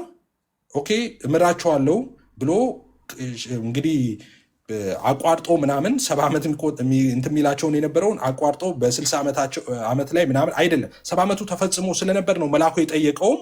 ከዛ እግዚአብሔር ደግሞ በሚያጽናና ቃል ምን ብሎ መለሰለት? በሚያጽናና ቃል ተናገረው እግዚአብሔር ይልና ስለኔ ከኔ ጋር ይነጋገር የነበረው መልአክ እንደዚህ ያለኝ ስበክ እንዲህም በል የሰራዊት ጌታ እግዚአብሔር እንዲህ ይላል እኔ በታላቅ ቅናት በኢየሩሳሌምና በጽዮን ቀንቻለሁ እኔ ጥቂት ተቆጥቼ ሳለሁ እነርሱ ክፋትን ስላደረጉ ባልቸገረው አሕዛብ ላይ እጅግ ተቆጥቻለሁ እንደዚህ አድርጌ ነበር አሁን ግን እንደዚህ ያደርጋለሁ እያለ ነገረው እግዚአብሔር የልቡን ሐሳብ ማለት ነው ስለዚህ መልአኩ እዚህ ጋር አማለደ ወይ መልአኩ ተባረክልህ እዚህ ጋር ጥያቄው ምንድን ነው የኔ ጥያቄ ማማለድ ማለት መጠየቅ መጠየቅ ፍርዶ እግዚአብሔር የሚፈልገው ውሳኔው የማን ነው እኔ አንድ ጥያቄ ልጠይቃ ልጨርሳታ ማንኛውም ነገር የማድረግ ፈቃዱ የእግዚአብሔር አምላክ ነው ይሄ መልአክ ጥያቄውን አቅርቧል ወይስ አላቀረበም አገኘት ዳይ ይሄንን ፖይንት ነው መያዝ አለብህ ምን አድርጓል ፈቃዱ የእግዚአብሔር ፈቃዱ የማን ነው የእግዚአብሔር አምላክ ነው መልአኩ ግን እነዚህን 70 ዓመት የተቆጣቸውን የማትምራቸው እስከ መቼ ነው ብለው ጥያቄውን አቅርቧል ያ ማለት ምልጃ ይባላል እያልኩ ነው ማብራታ እሺ አይ ምልጃ ፈጽሞ እንደሱ አይነት የምልጃ ኮንሴፕት በመጽሐፍ ቅዱስ ላይም አይ ቲንክ እኔ ለመጀመሪያም ጊዜ ነው ስሰማ እንደዛ አይደለም ሚሆን የነበረው ምልጃ ሚሆን የነበረው መልአኩ ምን ቢል መሰለ ጌታ ሆይ እነዚህን ሰዎች ማራቸው ቢል ኖሮ ኦኬ እማትምራቸው እስከ መቼ ነው ቆይ ምልጃ እነዚህን ሰዎች ማራ አምላክ ይጠይቃል እንጂ አድርግ ትለዋለህ እንዴ አምላክ ይጠየቃል የሚያደርገው እሱ ነው እንጂ እንዲያደርግ ብለህ ታስገድደዋለህ እንዴ አምላክን የትኛው ማራቸው ሰው ከልጅሽ ከኢየሱስ ክርስቶስ ዘንድ ይቅርታና ምሕረትን ለምኝልኝ ስትለው ያዘዛችሁት ነው ማለት ነው ለምኝልኝ ጥያቄ ማብራታ it's a question ቆይ ኖ ጥያቄ ነው የምጠይቀው ለምኝልን ከልጅሽ ከወዳጅ ለምኝልን አማልጅን ጥያቄ ማድረግ የሚችለው ማን ነው ማብራታ በቃ እኮ እሱን የፈለኩት እኔ ለምኝልኝ አምላክ እንጂ የሷ ፈቃድ አይደለም እሷ የምችለው መጠየቅ ነው ቅዱሳን የሚችሉ መጠየቅ ብቻ ማድረግ የሚችለው እኮ ነገር አሁን ነው መጠየቅ አይ ጸሎታችሁንማ አትቀይረው ይሁንዬ መለመን እኮ ነው ለምኝልን ነው እና መጠየቅ ያልከው አንተ መጠየቅ አይደለም እንዴ ቆይ አንዴ በእናት ስለ ደምረው ይሄን ነገር እንዲሰጠኝ ለምኝልኝ ብል ምን ማለት ነው ጠይቅልኝ ማለት አይደል አማልጅኝ ማለት ነው ለምኝልኝ ካለ ጠይቀው መጠየቅን እንደሱ አይደለም መጠየቅን ስሙ ለምን ይለያያል ይሁን አሁን ቆይ ላሳይ ልዩነቱን ላሳይ ይሁን ሁለት ሰማይና ምድር ይሁን አሁን ይሁን ሰዓት ስንት ሰዓት ነው ሰዓት አሁን 9:27 እየለመንኩ ነው እየለመንኩ ነው በጣም ጥሩ ቆይ ዝም እኔ ነኝ የተጠየቅኩት እየለመንኩ ነው እኔ ሰዓት ጠየቀኝ ሰዓትን መለስኩልህ ዳይሬክት ፎርዋርድ ኩዌስችን አሁን ስለሌላ ሰው አሁን ለምሳሌ ሰዓት መጠየቅ ልመና ነው አይደለም ቆይ ይሄ ልመና አይደለም ጥያቄ ነው በቃ ስለዚህ መልአኩም አለመነም የምትፈልገው ምን አለ እኔ ባይኖረኝ ሌላ ሰው ብትጠይቅ ኤግዛክትሊ ተመሳሳይ ነገር ይመልስልሃል ሰዓቱ ያለው ሰው በሙሉ አንድ አይነት መልስ መመለስ ይችላል አንድ አይነት የኔ ነገር ምንድነው አንተ ጥያቄ ምንጃ ነው መሰለ የመልአኩ ጉዳይ ምን መሰለ እነዚህን ሰዎች ስፔሲፊክ አድርጎ ነው የጠየቀው እነዚህ 70 ዓመት የተቆጣሃቸውን አለ የተቆጣበትን ጊዜ ያውቃል ለምን እግዚአብሔር ስላመላለሰው ምድር ላይ ማለት ነው እኮ ጊዜውን ጠየቀ ተፈጽሟል 70 ዓመቱ ስለተፈጸመ ለምንድን ነው ማትምራቸው አለ ኖ መፈጸሙን አንተ እንዴት አወቅ እኔ መጽሐፍ ቅዱስ ተማሪ ነኝ እኔ 70 ዓመቱ ትንቢቱንም አውቃለሁ መፈጸሙንም አውቃለሁ እሺ አሳየኝ አንተ መልአኩ ከመጠየቁ በፊት ማብራተር እምራቸዋለሁ ያለበትን አሳየኝ ለብቻ እምራቸዋለሁ ሳይሆን 70 ዓመት እንደሚቀጣቸው አስቀድሞ ተናግሯል እሺ 70 ዓመት ቀጣቸው ዘንምራቸዋለሁ የሚል ነገር አለ እንዴ ታዲያ 70 ዓመት ቀጣለሁ ካለ ከዛ ከ70 ዓመት በኋላ እግዚአብሔር ቃሉን ታማኝ ነው እኮ ለቃሉ ከ70 ዓመት በኋላ ማለት ነው ቃሉን ቆይ አንዴ ለቃሉ ታማኝ ነው ቆይ ዝም ለቃሉ ታማኝ ነው ጌታ ለቃሉ ታማኝ ነው ሊቀንስ ሊጨምር አይችልም እግዚአብሔር የተናገረውን ቃል አያጥፍም ቃሉን አጥፎ አይረግም እንግዲህ ና ኢሳይያስ 38 ናውጣልኝ ዝም በል ደምረው ስለምችል ኢሳይያስን አውጣልኝ ማብራዘር 38 ኦኬ አሁን እኔ ቃል ምገባልህ መጽሐፍ ቅዱስ ከዘፍጥረት እስከ ራዕይ አንድም ቦታ እግዚአብሔር ቃሉን ለውጦ አያውቅም የተናገረውን እንደዛ አያውቅም ስሙ ፕሪኮንዲሽን ካስቀመጠ ብቻ ነው የቀየረው። ፕሪኮንዲሽን ካስቀመጠ ብቻ ሪከርድ አድርጉ። ቆይ ልድገመው፣ እንደው ሪከርድ እንዲያደርጉ ልድገመው። እዚህ የምትከታተሉ ሰዎች እኔ ጋር 650 ምናምን ሰዎች አላችሁ። እግዚአብሔር አስቀድሞ ፕሪኮንዲሽን ካላስቀመጠ በስተቀር አንድም ጊዜ ቃሉን ቀይሮ አያውቅም፣ ለዘላለም አያውቅም። እግዚአብሔር በፍርዱ ትክክል ነው፣ ጻድቅ ፈራጅ ነው፣ ጀስት ነው የሚባለው ለዛ ነው። አንድም ቀን ማለት ነው ቃሉን ቀይሮ አያውቅም። አንለስ ፕሪኮንዲሽን አስቀምጠው ከሆነ ፕሪኮንዲሽን ለምሳሌ ይህን ህዝብ ቀጠዋለው ንስሐ ካልገባ ካለ ንስሐ ከገቡ ይቀይራል ሀሳቡ። ቀድሚያ አስቀድሞ ነግሯቸዋል ንስሐ ከገቡ እንደሚቀር ማለት ነው። ሌስጎ አሁን የምትፈልገውን ጥቅስ አምጣ። ተባረክልኝ። ስለዚህ ትንቢተ ኢሳያስ ምዕራፍ 38 አብረን እናነባዋለን። አንዴ እዚያው ጠይቀው እንድትሄድ ነው። እዚያው ላይ አይ ከኔ ጋር ነው። አንዴ ለአንተ ለራስህ ነው። ገባኝ። ምንም ችግር የለም። ምን ይላል? ከምዕራፍ 38 ከቁጥር 1 ጀምሮ እናነበው። ምን ይል መሰለ? በዚያ ኖሪያ ሕዝቅያስ ለሞት እስኪደርስ ድረስ ታመመ። ነቢዩም የአሞጽ ልጅ ኢሳያስ ወደ እርሱ መጥቶ እግዚአብሔር እንዲህ ይላል አለው። እግዚአብሔር እንዲህ ይላል፣ ትሞታለህ እንጂ በሕይወት አትኖርምና ቤትህን አስተካክል አለው። ትሞታለህና በሕይወት አትኖርም፣ ቤትህን አስተካክል አለው። በቃ ትሞታለህ ብሎታል። ቤትህን አስተካክል፣ ትሞታለህ ብሎታል። ከዛም ሕዝቅያስ ፊቱን ወደ ግድግዳው መልሶ እንዲህ ሲል ወደ እግዚአብሔር ጸለየ። አቤቱ በፊትህ በእውነትና በፍጹም ልብ ከሱ በፊት ምን ማለት ነው? አስረዳኝ። ማለት ነው ምን ማለት ነው? ትሞታለህና ቤትን አሰናዳ ማለት ይሞታል አይደል? ወዲያው እንጨርሰው። አዎ ትሞታለህ፣ በቃ ትሞታለህ ማለት ነው። ምንም ልዩነት ነገር የለውም። ተባረክ። ከዛ ምን ሆነ መሰለህ? ጨርሰው። ሕዝቅያስም ፊቱን ወደ ግድግዳው መልሶ እንዲህ ሲል ወደ እግዚአብሔር ጸለየ። አቤቱ በፊትህ እውነትና በፍጹም ልብ እንዲሁ ሄድኩ፣ ደስ የሚያሰኝህንም እንዳደረግኩኝ ታስብ ዘንድ እለምንሃለሁ። ሕዝቅያስም እጅግ አድርጎ አለቀሰ። የእግዚአብሔር ቃል ወደ ኢሳያስ እንዲህ ሲል መጣ። ሂድ ሕዝቅያስን እንዲህ በለው፣ የአባትህ የዳዊት አምላክ እግዚአብሔር እንዲህ ይላል፣ ጸሎትህን ሰምቻለሁ፣ እንባህንም አይቻለሁ። እነሆ በዕድሜ ላይ 15 ዓመት እጨምራለሁ አለው። የአራድዬ ልጅ ናው አንተ ያልከኝ ምንድን ነው? እግዚአብሔር ቃሉን አይቀይርም፣ ቃሉ ትክክለኛ ነው፣ ያለውን የሚፈጽም ነው ብለኸኛል። ተስማምቻለሁ። ጉድ። አሁን ይሄ ሰው ታመመ፣ መልካም ሰው ነው፣ እግዚአብሔር የሚወደው ሰው ነው። ታመመ፣ ቤትን አሰናዳ፣ ትሞታለህ አለው። ጸሎት አደረገ። መጣ ኢሳያስ፣ ከዕድሜው ላይ 15 ዓመት ጨመረለት። ስለዚህ እግዚአብሔር ነገሮቹን አንተ ካልከው ለምሳሌ 70 ዓመት የተቆጣቸውን ምን አደር በቃ እግዚአብሔር 70 ዓመት ብሏል፣ በ70 ዓመት አልቋል አልከ። እዚህ ጋር አሁን ትሞታለህ አለው። ከዛ 15 ዓመት ጨመረለት። ስለዚህ እኔ ጥያቄ እግዚአብሔር ሀሳቡን ቀየረ ነው እና ምን እያደረገ ነው እዚህ ጋር? ምክንያቱም ውሳኔው የእሱ ስለሆነ ያልተረዳው ነገር ምን እንደሆነ ታውቃለህ? እግዚአብሔር የምሕረት አምላክ ስለሆነ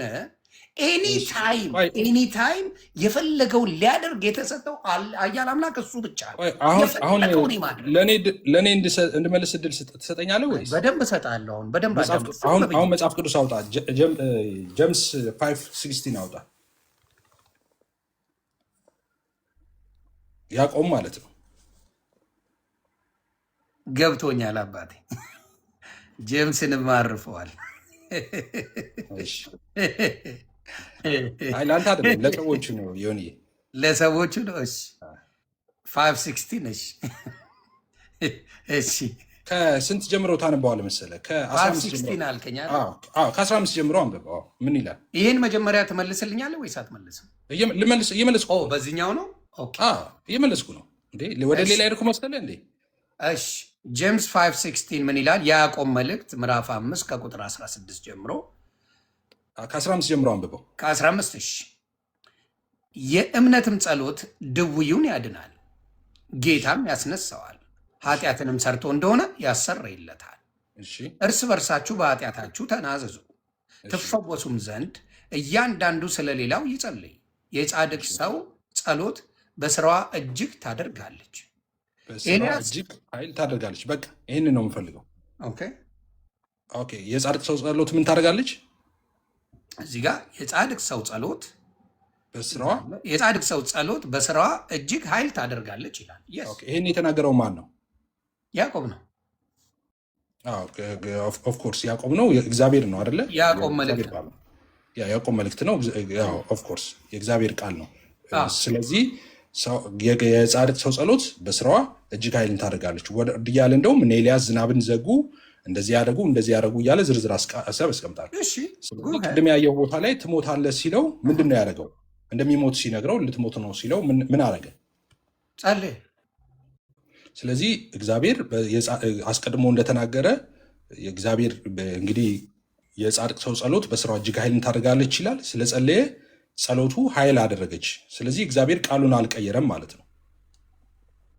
ቃሉን አልቀየረም እግዚአብሔር። የስ አልቀየረም። ምንድን ነው ያለው?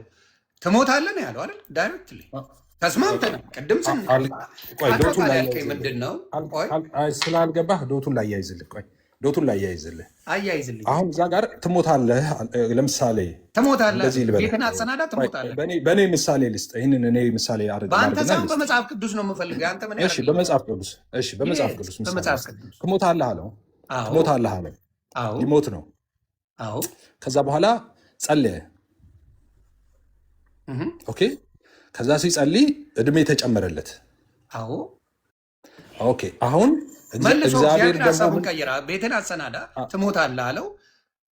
ከዛ በኋላ ምንድን ነው ያለው? ቤትን አሰናዳ ነው የተባለው። ጸለየ። ሲጸልይ እንደገና ጌታ እግዚአብሔር በኢሳያስ አድርጎ ምን አለው? 15 ዓመት በእድሜ ላይ ጨምሬያለሁ አለ። እሺ ገባኝ። እሱንማ አነበብኩ። ከዛ በኋላ ያስነበብኩ እኔ የጻድቅ ሰው ጸሎት በስራዋ እጅግ ኃይልን ታደርጋለች የሚል ነገር አነበብን። ስለዚህ ስለጸለየ ያ ደግሞ የእግዚአብሔር ቃል ስለሆነ ምኑ ነው የእግዚአብሔር ቃል? ጻድቃን ሲጸልዩ እግዚአብሔር እንደሚሰማቸው ያቺ ጸሎት ደግሞ ኃይል እንደምታደርግ ከእግዚአብሔር ዘንድ ፕሮሚስ ስላለን እግዚአብሔር ለራሱ ቃል ታማኝ ስለሆነ ትሞታለህ አለው። ስለጸለየ ሞቱ ተቀየረለት፣ እድሜ ተጨመረለት። ከሚሞትበት ቀን እድሜ ተጨመረለት፣ ዓመታቶች ተጨመሩለት። ለምን? የጻድቅ ሰው ጸሎት በስራዋ እጅግ ኃይልን ስለምታደርግ። ይሄ ቃል የማን ነው? የእግዚአብሔር ቃል። የትኛው ቃል? የጻድቅ ሰው ጸሎት በስራዋ እጅግ ኃይልን ታደርጋለች የሚለው። ስለዚህ እግዚአብሔር ሀሳብ ቀያይሮ አይደለም። እገልሃለሁ ብሎ ከዛ በኋላ ደግሞ ዋሽቶ ሳይገል ቀርቶ አይደለም። መሀል ላይ ኢንቮልቭ አድርገዋል። የሆነ ነገር ኢንቮልቭ አደረገ መሀል ላይ በመሞትና ባለመሞት መካከል። ትሞታለህ ሲባል አሜን ብሎ ተቀምጦ ቢሆን ኖሮ ይሞት ነበረ። ነገር ግን እንዳይሞት ምን አደረገ? ጸለየ። የእግዚአብሔርን በራሱ ቃል ነው የያዘው፣ በራሱ ቃል። ኦኬ። ደምረው እንደሱ አክት ስታደረግ ብዙ የምታቅት ሰው ትመስላለህ። ለሚፊኒሽ እና ጥያቄ ካለ አንሚዩት ታደረጋለህ፣ ታወራለህ። ለሚፊኒሽ አክት አርታርግ እንደሱ እንትን አትበል። ኦኬ። ለሚፊኒሽ እንትኔን ማለት ነው። መሀል ላይ ኢንቮልቭ ያደረገ ነገር አለ። እግዚአብሔር ትሞታለህ አለው። መሀል ላይ ጸለየ። እሺ፣ ሲጸልይ እድሜ ተጨመረለት። ስለዚህ እግዚአብሔር ሐሳቡን የሚቀያየር ሆኖ አይደለም።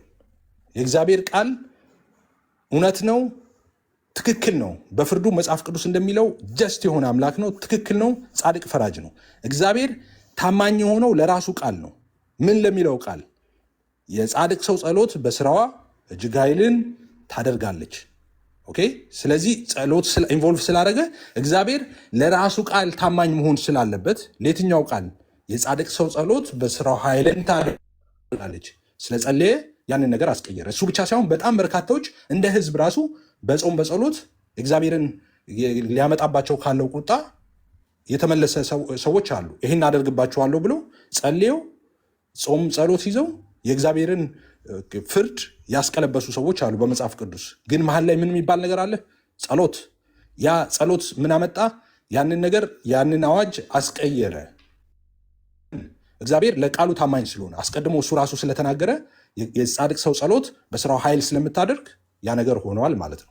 ስለዚህ እግዚአብሔር ሀሳቡን የሚቀያይር እዚህ ጋም እዛ ጋር የሚቀያይር አይደለም። ትሞታለህ ብሎ ከዛ አይ በቃ ደግሞ ትቼዋለሁ አትሞት የሚል አምላክ አይደለም። ትሞታለህ ብሎ ነበረ። ከዛ ምን ሆነ? ሰውየው ከጸለየ እግዚአብሔር የግድ እድሜ ሊሰጠው ይገባል። ለምን? እድሜ ባይሰጠውማ ለቃሉ ታማኝ አይደለም። እግዚአብሔር ቃሉን ቀየረ የሚባለው እድሜ ባይሰጠው ነበር። ለምን? ሰውየው ጸልዮአላ። ጻድቅ ሰው ጸሎት በስራዋ ኃይልን ታደርጋለች ብለዋል። ስለዚህ ኃይል አላደረገችም ማለት ነው። እግዚአብሔር ዋሽቶ ነበር ይባላላ። ስለዚህ እግዚአብሔር ለቃሉ ታማኝ መሆኑን ነው የሚያሳየው እንጂ ቃሉን እንዳጠፋ አይደለም የሚያሳየው። ክፍሉ ጨርሻለሁ።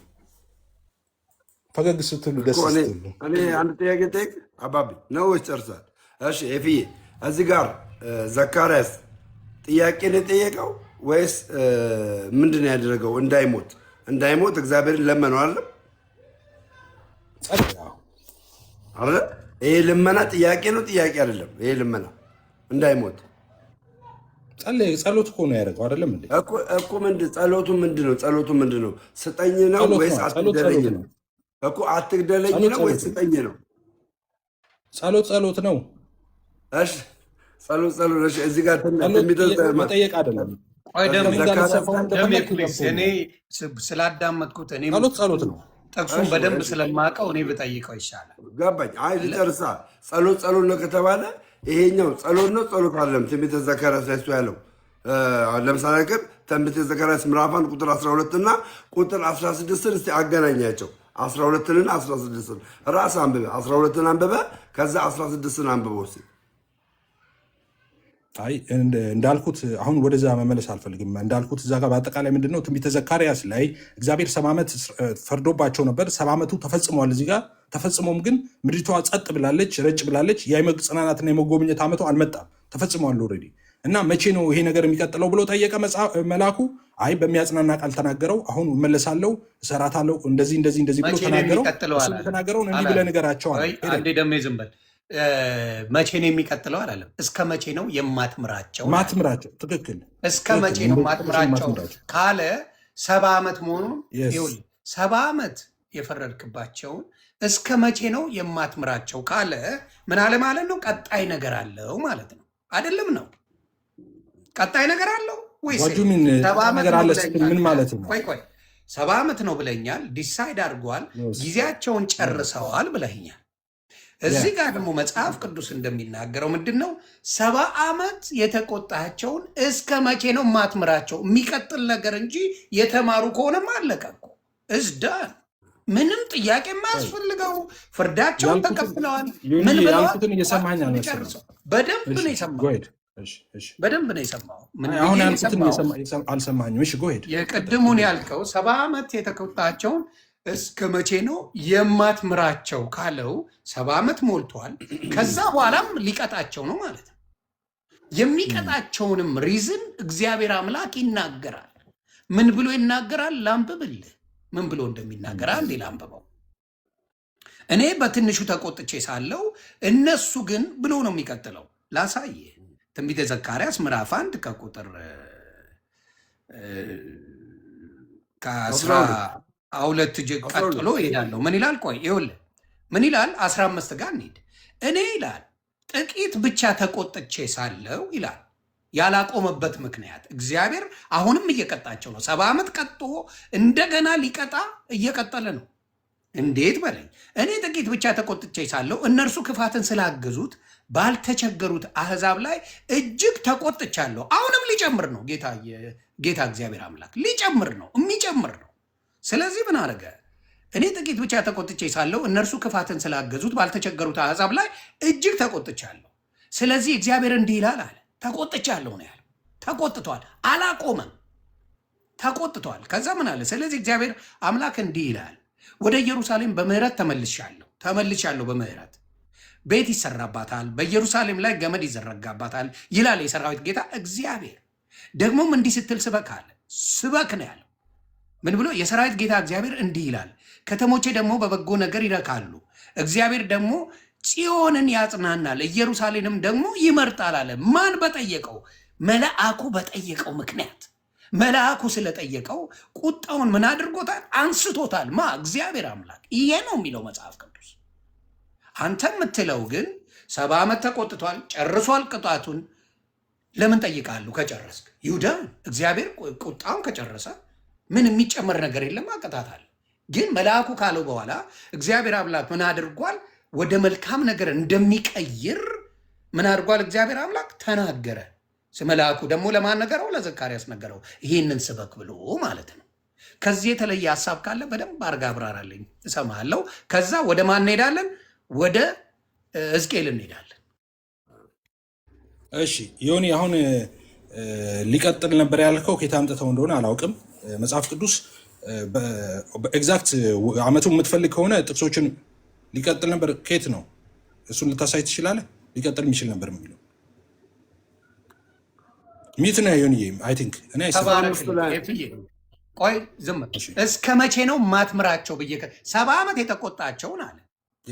እኔ አሁን ለምሳሌ አንተን 70 ዓመት የተቆጣቸውን እስከ መቼ ነው ማትምራቸው ካልኩ ምን ማለት ነው? የሚቀጥል ነው ወይስ የቆመ ነው?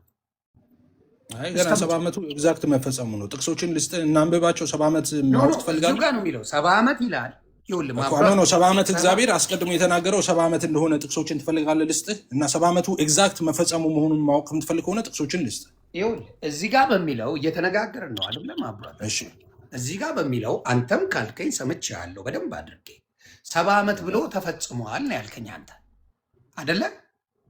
እንደዚህ አንድ ጊዜ ዮኒዬ ትንቢተ ኤርሚያስን አንድ ጊዜ ያወጣልኝ እና ጥቅሶችን እዚህ ጋር ባለው እንነጋገርና ወደ ኤርሚያስ እንሄዳለን።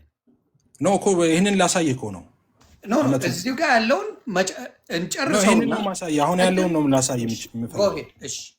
ትንቢተ ኤርሚያስ ላይ ትንቢተ ኤርሚያስ 25:11 ላይ ትንቢተ ኤርሚያስ 29:10 ላይ አንዱ ጋር እንሄድና ትንቢተ ኤርሚያስ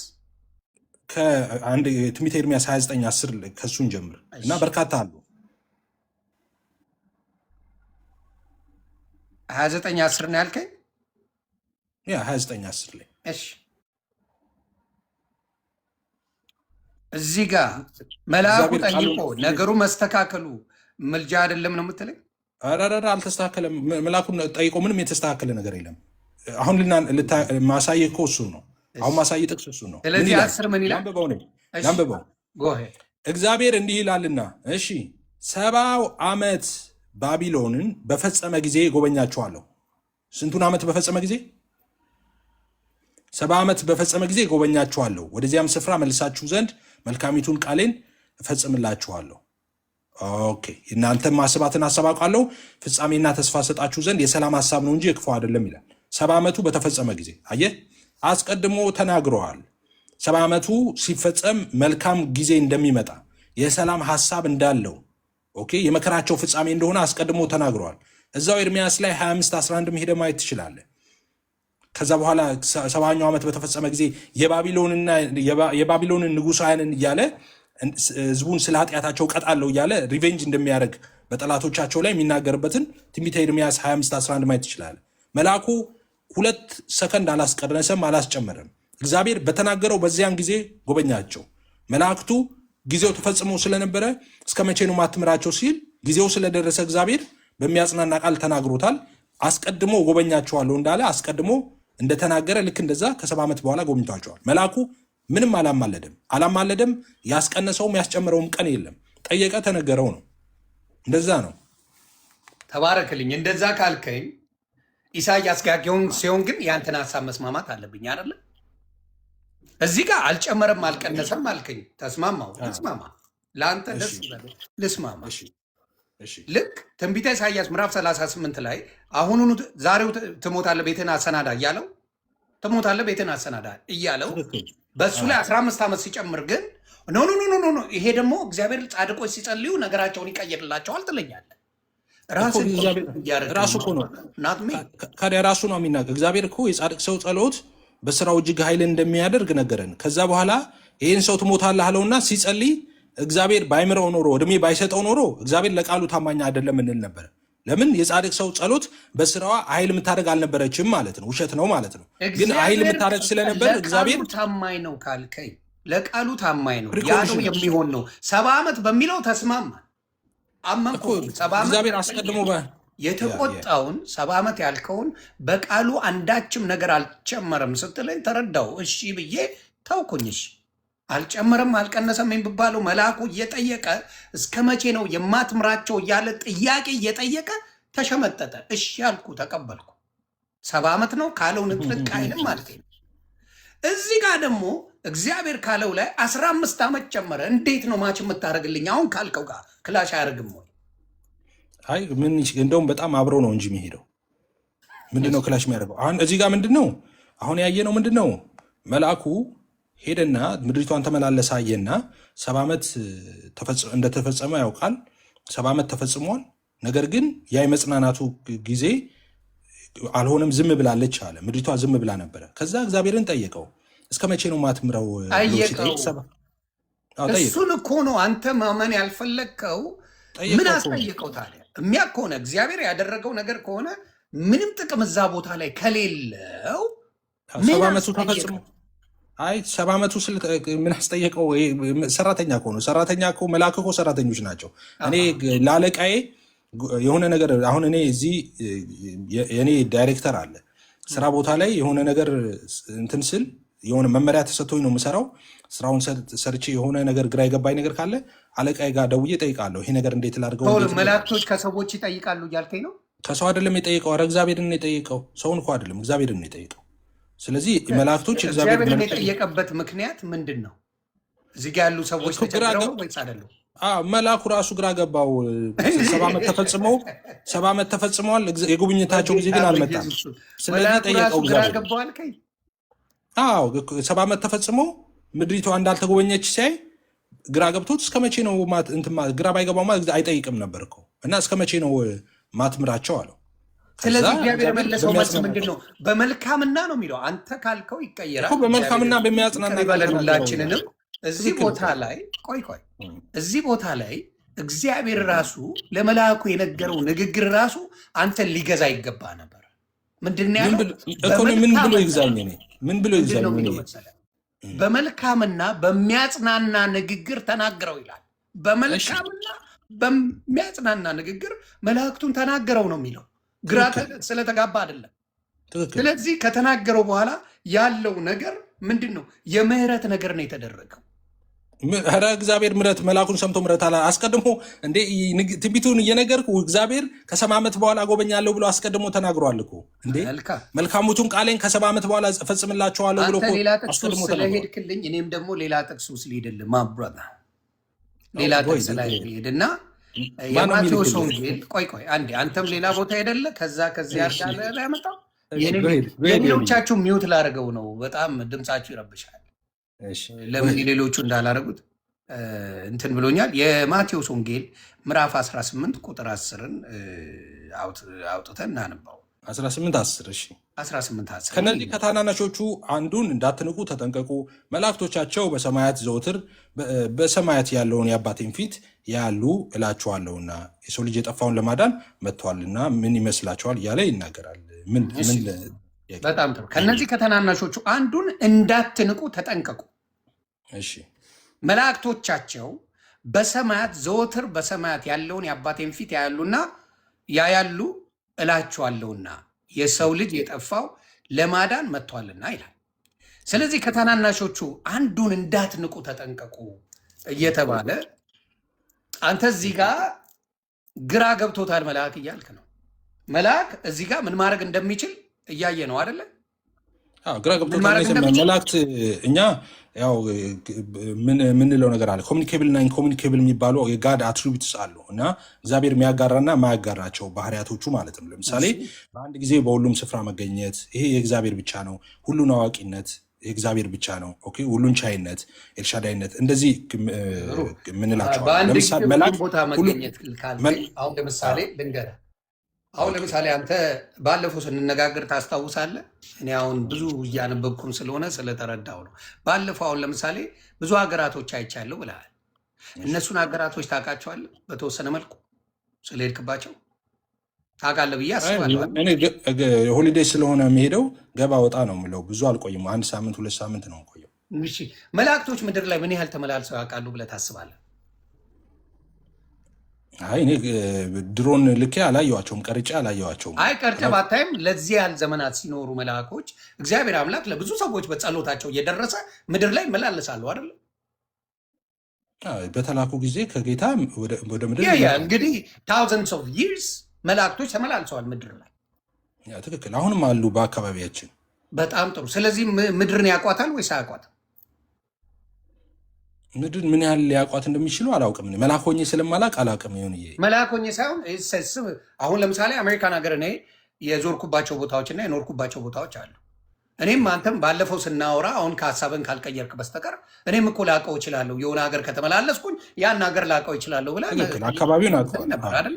የሆነ ስለዚህ መላእክቶች ምድር ላይ ከተመላለሱ ምድርን በደንብ አድርገው ያውቋታል ማለት ነው።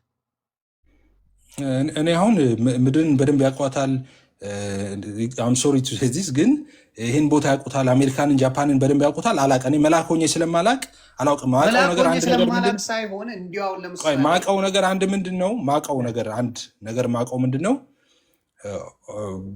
በግልጽ እንግዲህ የሚታወቀው በክርስትናው ዓለምም ይሄ ኦብቪየስ ነው፣ የታመነ ነው። ኦምኒ ፕሬዘንት የሚባለው በአንድ ጊዜ በሁሉም ስፍራ የሚገኘው እግዚአብሔር ብቻ ነው። ማንም ከእግዚአብሔር ውጭ በአንድ ጊዜ በሁሉም ስፍራ ሊገኝ የሚችል የለም። ይሄ ጋድ አትሪቢዩትስ የሚባሉት ናቸው። በተለይ ስለደመደምከው ለምን መሰለ፣ እግዚአብሔር ስልጣኑን ሲሰጥ ብዙ ነገር ማየት ትችላለህ። ለምሳሌ ይህንን አይሰጥም። ሁሉን አዋቂነት፣ ሁሉን ቻይነትና በአንድ ጊዜ በሁሉም ስፍራ መገኘትን የሚያጋራው አይደለም። የሚያጋራውና ማያጋራው ባህሪያት አሉ። ይህን እንዴት ነው የተጋራናቸው ባህሪያት አሉ። በጣም ጥሩ። በእንግሊዝኛውም በዕብራይስጥኛውም በፈለግከው ቋንቋ አንብልኝ። ዮሐንስ ራእይ ምዕራፍ 18 ቁጥር 1 አንብብልኝ። ዮሐንስ ራእይ ቁጥር ስንት? ምዕራፍ 18 ቁጥር 1። ኦኬ። ከዚህ በኋላ ታላቅ ስልጣን ያለው ሌላ መልአክ ከሰማይ ሲወርድ አየሁ፣ ከክብሩም የተነሳ ምድር በራች ይላል። በብርቱ ድምፅ ከክብሩ የተነሳ ምድር በራች። ምድር በራች ሲል በእንግሊዝኛውም አንብበው ላለመሳሳት ማለት ነው። ከክብሩ የተነሳ ያ መልአክ ክብር ስላለው ከክብሩ የተነሳ ምድር በራች ነው የሚለው። ስለዚህ መልአክ ክብሩ ከባድ ስለሆነ ማለት ነው። አይደለም፣ እየተሳሳትኩ ነው። ከክብሩ የተነሳ ምድር በራች። የመልአክ ክብር እንትን ነው አላልኩም እኮ ትንሽ ነው እኮ አላልኩም። አይ ግራ ተጋባው ብለህ ስትለኝ እኮ መልአክ ግራ የሚጋባ ሳይሆን ትክክለኛ የእግዚአብሔርን ነገር የተነገረውን የሚያውቅ ነው። ግራ የሚጋባ መልአክ ስለሌለ ነው። ሁሉን አዋቂ መልአክ ሁሉን አያውቅም። ኢን ሴንስ ምን ማለት ነው? መልአክ ሁሉን ያውቃል ሳይሆን ሁሉን የማወቅማ ስልጣን ያለው እግዚአብሔር አምላክ ነው። ያንን ስልጣን ግን ለሰዎች በተለያየ መንገድ ሲሰጥ አይተናል፣ ሲባርክ አይተናል። ሰዎች በጸጋ ተሞልተው ግራ የሚያጋባ ነገር ሲያደርጉ አይተናል። የሞተው አጥንት የኤልሳ የሆነ ቦታ ላይ የት ነው ላነበው ይችላሉ። አጥንቱ የሞተው የሬሳው አጥንት ብድግ ሲያደርገው ሌላውን አይተናል። የሌላ የሞተን አጥንት ሲያስነሳ አይተናል። ኮንፊውዝ ነው ያለ። ስለዚህ የሚሰጠው በረከት የእግዚአብሔር አምላክ በአንተ ላይ በጸጋ ሲሞላ የሚሰጥ ነገር ሊሚትለስ ነው የሚሆነው። ብዙ ነገር ይሰጣል እግዚአብሔር አምላክ። ለምን? ቸር ስለሆነ። ከሱ በለጥክ ማለት ነው አይደለም። የሰጠ ማን ነው ስትባል እግዚአብሔር ሰጠኝ ነው የምትለው። መልአኩ ሲሰጠው ምድር የበራችው እኮ የእግዚአብሔር መልአክ ስለሆነ ነው። የእግዚአብሔር መልአክ ስለሆነ ከክብሩ የተነሳ ምድር በራች ነው ያለው። ለምን? የእግዚአብሔርን ክብር ነው የሚገልጸው። የእግዚአብሔርን ክብር የሚገልጹ በሙሉ ያበራሉ፣ ይደምቃሉ፣ ትልቅ ይሆናሉ። ስለዚህ ይህን ነው በማስተዋል መናገር ያለብን ማለት ነው። ስለዚህ ቅድም ስንነጋገር ወደ ጥያቄ ስመጣ ከቅድሙ ጋር ጠየቀው ነው የሚለው። እነዚህን የማትምራቸው እስከ መቼ 70 ዓመት እንደተቀጡ ያውቃል። ምናልባት ያውቃል ልትል ትችላለህ። አንተም ያውቃል እግዚአብሔር 70 ዓመት ቀጧቸዋል ብለሃል። ግን በዛ እንዳላበቃ የሚያውቀው ነገር ያለ መሰለኝ። መልአኩ ለምን ብለህ ጠይቀኝ። 70 ዓመት የተቀጣቸው ለምን ነው ማትምራቸው ብሎ ነው የጠየቀው። አንድ እሱ ነው። ከዛ በኋላ ያልከኝ ደግሞ ሁሉን እኮ ስለማያውቅ ነው የጠየቀው እኮ እግዚአብሔር መቼ ስለማያውቅ ሳይሆን ልንገር አባቴ፣ ስለማያውቅ ሳይሆን ስልጣኑ የእግዚአብሔር ስለሆነ ነው። ስለዚህ መልአክ ሁሉን ያውቃል። አለመማር የሚችለው በእግዚአብሔር ፍቃድ እንጂ በመልአኩ ፍቃድ እንዳልሆነ ስለሚያውቅ ነው የጠየቀው እኮ። እኔ እኮ አሁን እያልኩ ያለሁት አሁን ወደ መልአክ ክብር ምናምን ተቀላቀለ እንጂ አንደኛ እኔ እያልኩ ያለሁት አርጊመንታችንን አሁን ሰብሰብ ስናደርገው ራፓፕ ስናደርገው መልአኩ እዛ ጋር ምንም አይነት ምልጃ አላደረገም። ጥያቄ ጠይቀዋል። ከዛ እግዚአብሔር በሚያጽናና ቃል ተናገረው ይላል። የጠየቀውም ጥያቄ ምንድነው? 70 ዓመት የተቆጣቸውን እስከ መቼ ነው ማትምራቸው አለው። ምክንያቱም 70 ዓመቱ ተፈጽሟል። እግዚአብሔር አስቀድሞ ተናግሯል። አስቀድሞ መናገር ብቻ አይደለም፣ 70 ዓመት እንደሚቀጡ ሳይሆን ከ70 ዓመት በኋላ ደግሞ ነፃ እንደሚወጡ አስቀድሞ እግዚአብሔር በትንቢት ተናግሯል። ቅድም አይተናል። እሱ እግዚአብሔር የተናገረውን ልክ እንደተናገረ እንደዛ ነው ያደረገው። ስለዚህ መልአኩ እዛ ጋር እስከ መቼ ነው ሲለው በሚያጽናና ቃል ተናገረው፣ እንደሚጎበኛቸው ተናገረው። ዓመተ ምሕረቱ ተፈጽሞ ስለነበር ማለት ነው። እግዚአብሔር እንደ ቃሉ ደግሞ ጎበኛቸው። ስለዚህ አሁን እዛ ጋር መልአክ ምንም አይነት የምልጃ ስራ አላደረገም። መልአክ በነገራችን ላይ ከእግዚአብሔር ወደ ሰው ነው እንጂ ከሰው ወደ እግዚአብሔር አይደለም። መላእክቶች ከሰው ወደ እግዚአብሔር ይዘው መልእክት ሄደው አያውቁ። መላእክቶች ከእግዚአብሔር ወደ ሰው ነው የሚያመጡት። የእግዚአብሔር መልእክተኞች ናቸው። እግዚአብሔር የላካቸውን አድርጎ ያላቸውን ነገር ያደርጋሉ፣ ይመጣሉ። ስልጣን አላቸው ወይ? ትቀልዳለህ እንዴ? መልአክ ቀርቶ እኔ እናንተ እንኳን እኮ በጌታ የሆንን ሁላችን ስልጣን ተሰጥቶናል። በጠላት ኃይል ሁሉ ላይ ስልጣን ሰጥቻቸዋለሁ ነው ያለው ኢየሱስ። ስለዚህ ስልጣናቸው ግን ገደብ አለው ነው። የሚያደርጉት አለ፣ ማያደርጉት ደግሞ አለ ነው። ተባረክልኝ። ስለዚህ እኔ ጋር ምን አለ እዚህ ጋር ስለ መላእክቶች ያለውን ነገር የምጨምርልህ ነገር አለ። ያንን ካልገኝ ወደ ትንቢተ ዳንኤል ምዕራፍ 10 ልንሄድ ነው ማብራታ። ትንቢተ ዳንኤል ምዕራፍ 10። እሺ ማን ነው ጥቅስ እንደዚህ እያከታተለ የሚልክልህ? ግን ጌታ ኢየሱስ ምስክሬ ዮኒ ማኛ ማንበብ በጣም 8 ወር ሲያነብ ነው የኖረው። በጣም ማንበብ እንደጀመርክ በጣም አውቄያለሁ እንጂ ጌታ ኢየሱስ ምስክሬ አንድ ሰው አንድ ጥቅስ አላክልኝም። ይኸው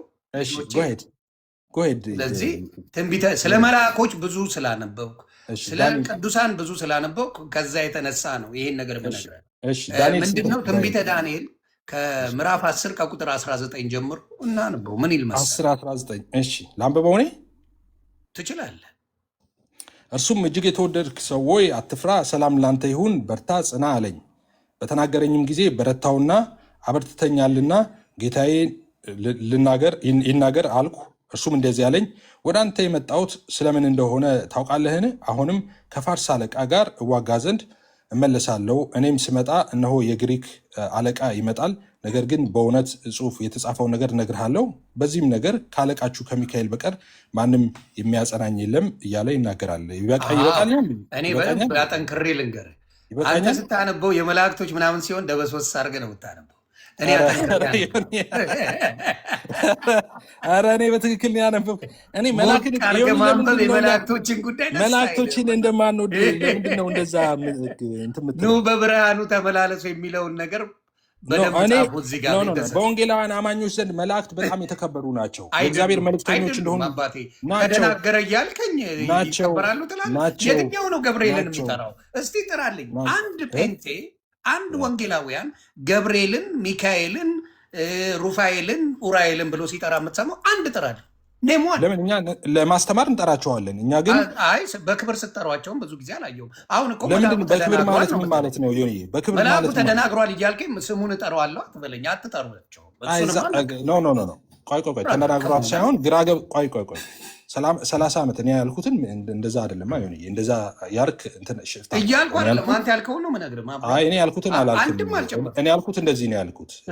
30 ዓመቱ ስለተፈጸመ እና ያ ነገር ስላልተፈጸመ ከ70 ዓመቱ በኋላ ግራ ስለገባው መልአኩ ጠየቀ። ግራ ስለገባው የሚል አለ እዛ ቦታ ላይ ማለት አንድ ሰው ግራ ገባው ማለት እኮ ኮንፊውዝድ ማለት ነው። እንግሊዝኛ ታዲያ ኮንፊውዝድ የሆነ የሚል ቦታ አለ። አንተ ጨመርከው እንጂ የሚል አለ። መልአኩ ኮንፊውዝድ አለ የሚል ቦታ አለ። ባይሆን ይጠይቅ ነበር እንዴ? ነው ለምን መሰለህ? በነገራችን ላይ መልአክን ስንፍና ይከሳቸዋል ይላል። ታውቃለህ? ይላል የሚከሰሱ አሉ። የተላከው መልአክ አልተከሰሰ። እንደዛ እግዚአብሔር አታርጋቸው ብዬ ነው። አላደርኩ እግዚአብሔር አላረኩም። እኔ መልአክ ነው፣ እግዚአብሔር ነው። ሁሉም የሚያደርገው እግዚአብሔር ነው። በእግዚአብሔር በሰጣቸው ስልጣን ኮንፊውዝድ ስለሆነ ነው የጠየቀው። ስለዚህ ምንም ኮንፊውዝ ስለሆነ አይደለም፣ ምህረት ነው የጠየቀው። ማትምራቸው እስከ መቼ ነው ማለት? ኮንፊውዝ ሆነ ማለት አይደለም። በጌታ በኢየሱስ ስም ኧረ አልጠየቀም። ምሕረት አይደለም የጠየቀው። እስከ መቼ ነው ማትምራቸው ብሎ መጠየቅ ምን ማለት ነው? አንተ ጋር ልጠይቅህ፣ እስከ መቼ ነው ማትምራቸው ካልኩ ምን ማለት ነው? በአንተ ቋንቋ ምን ማለት ነው?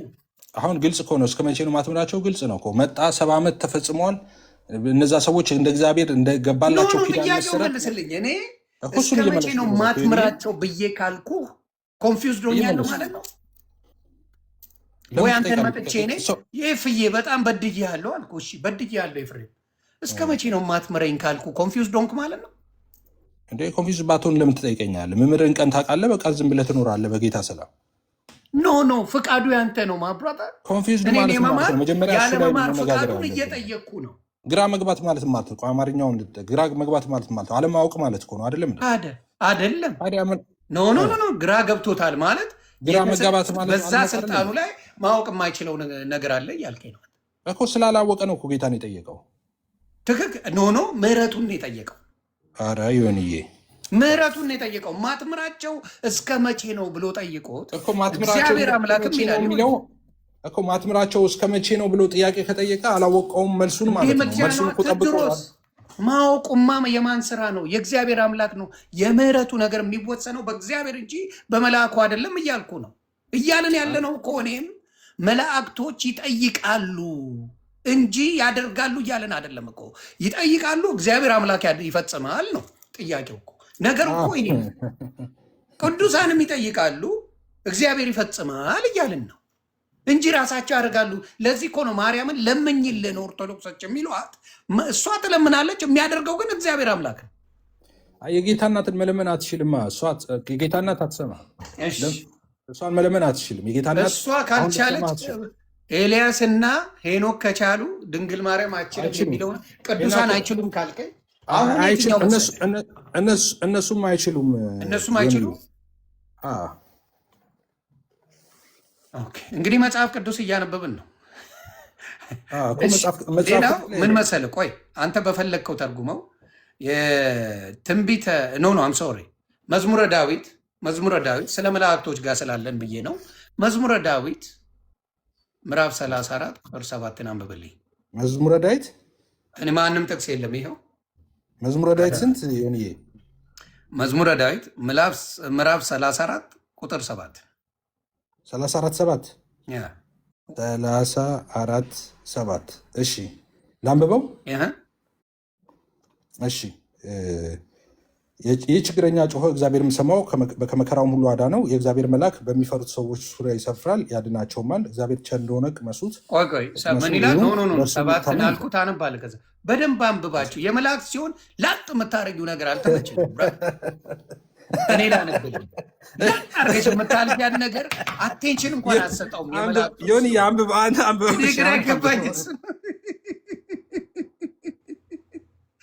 የመላእክቶች ነገር ሲሆን ዝም ብለሽ ታልፊያታለሽ። ፍዬ አስማማንም ማብራታ እኔ ላነባ።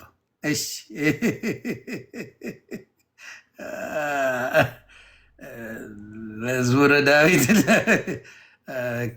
መዝሙረ ዳዊት ምዕራፍ 34 ቁጥር 7 ላንብብልህ። ምን ይል መሰለ? የእግዚአብሔር መልአክ በሚፈሩት ሰዎች ዙሪያ ይሰፍራል ያድናቸውማል ነው የሚለው ቃል በቃል። አንተ ካልከውና እኔ ካልኩን ልዩነቱን ዘገብከው በደንብ አድርገህ? ዘገብከው? በትክክል ነው ያነበብኩት። እኔም እንዳንተ ነው ያነበብኩት። አላነበብከውም? ጌታን አላነበብከውም? የእግዚአብሔር መልአክ በሚፈሩት ሰዎች ዙሪያ ይሰፍራል ያድናቸውማል ብዬ ነው ያለብኩት። የእግዚአብሔር መልአክ በሚፈሩት ሰዎች ዙሪያ ይሰፍራል ያድናቸውማል። ተርጉምልኝ በፈለግከው ትርጉም በስለሽ ምን ተርጉምልሃለሁ? የእግዚአብሔር መልአክ አለ በሚፈሩት ሰዎች ዙሪያ ይሰፍራል ያድናቸዋል አለ። ሰው ምንድን ነው? አሁን መፍራት፣ አሁን ለምሳሌ በመፍራት ደረጃ በመፍራት የምንመላለሰው እግዚአብሔር ብቻ ነው ብላችሁ ታምናላችኋል? መልአክን መፍራት ምን አገባው? መልአክ የሚላክ ነው አይደለ? በአንተ ቲዮሪ ልሄድ፣ መልአክ እግዚአብሔር ሲላክ ብቻ የሚላክ ነው። ምን አስፈራኝ? መልአክን ለምን ፈራዋለሁ? አሁን መፍራት ማለት ምን ማለት? በምን ሴንስ ነው አንተ መፍራት? በክብር መፍራትን የተረዳው በምን ሴንስ? በክብር መልአክ ቁጣውንም ሊያመጣ ስለሚችል ማክበርና መፍራት ያስፈልጋል። የእግዚአብሔር ታዛዥ ስለሆነ የእግዚአብሔር ቅዱሳን ቁጣንም ሊያመጡ ይችላሉ። ለምን አኬልዳማ የተባለ መላእክት አኬልዳማ የተባለ ቦታ ላይ ማስተዋል ትችላለህ። ምን አጭበርብረው መንፈስ ቅዱስን ስላጭበረበሩ ሬሳው እዛው እንደተዘረገፈ አይተሃል።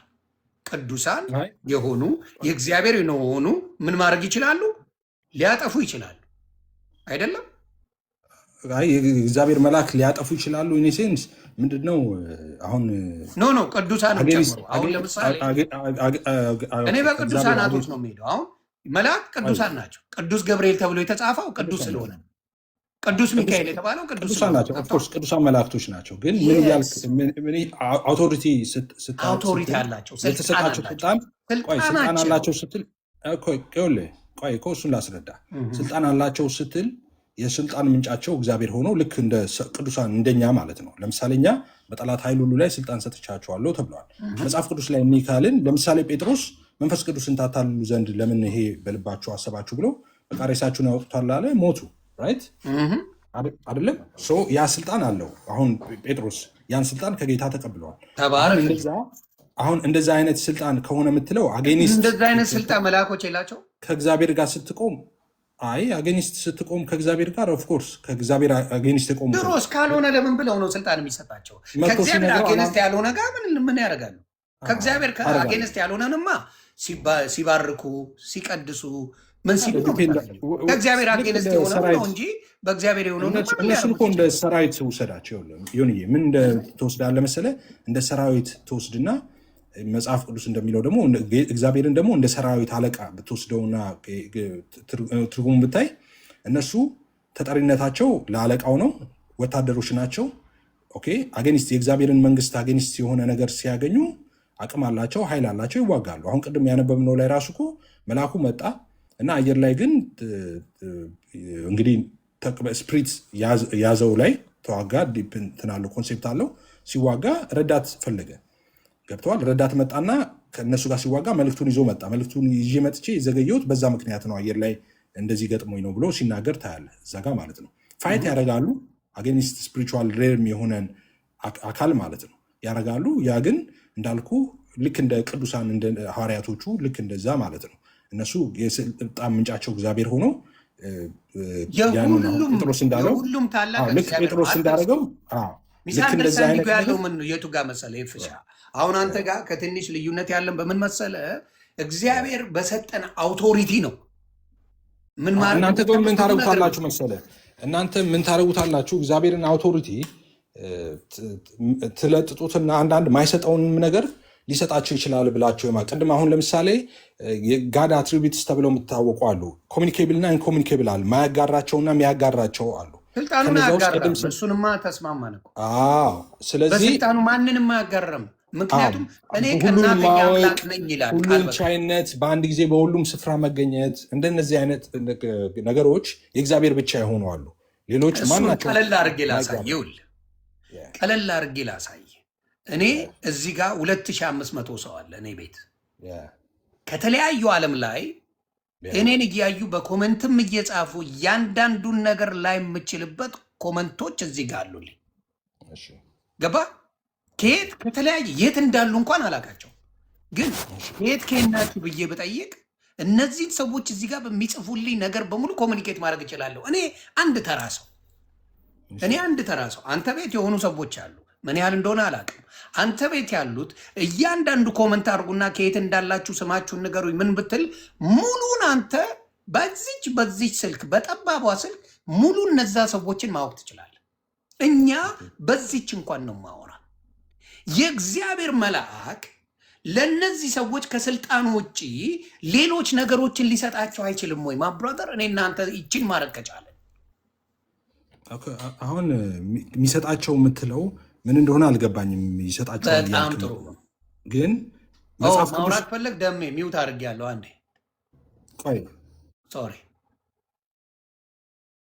ሚውቱን ሊያነሳ አልቻለም።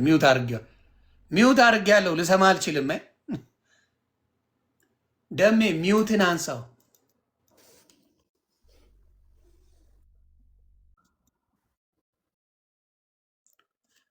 ደሜ እኮ አይሰማህም።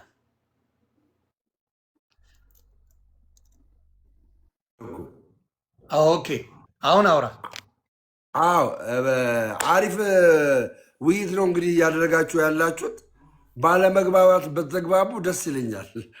ባለመግባባት በተግባቡ ማለት ክርር ባለ ነገር ላይ ባትሄዱና ወደ ሌላ አጀንዳ ማርበታል። እኔና ኤፍ ደስ የሚለኝ ከሚል ሰው ከማከብረው ሰው መካከል ያለውን ነገር ነው እያስረዳኝ ያለው። እኔም ለመራ አንድ እሱ ነው። ሁለት ደግሞ ስማኝ ማግኘቴ፣ ሁለት ደግሞ እኚህ መምህር ናቸው እንግዲህ ጋበዘናቸው እዚህ ጋር ገብተዋል። እኚህ መምህር አንድ ነገር የምጠይቅ ከዚህ የንጽጽር ስራ ላይ የሚሰሩ ናቸው ወይስ አይደሉም?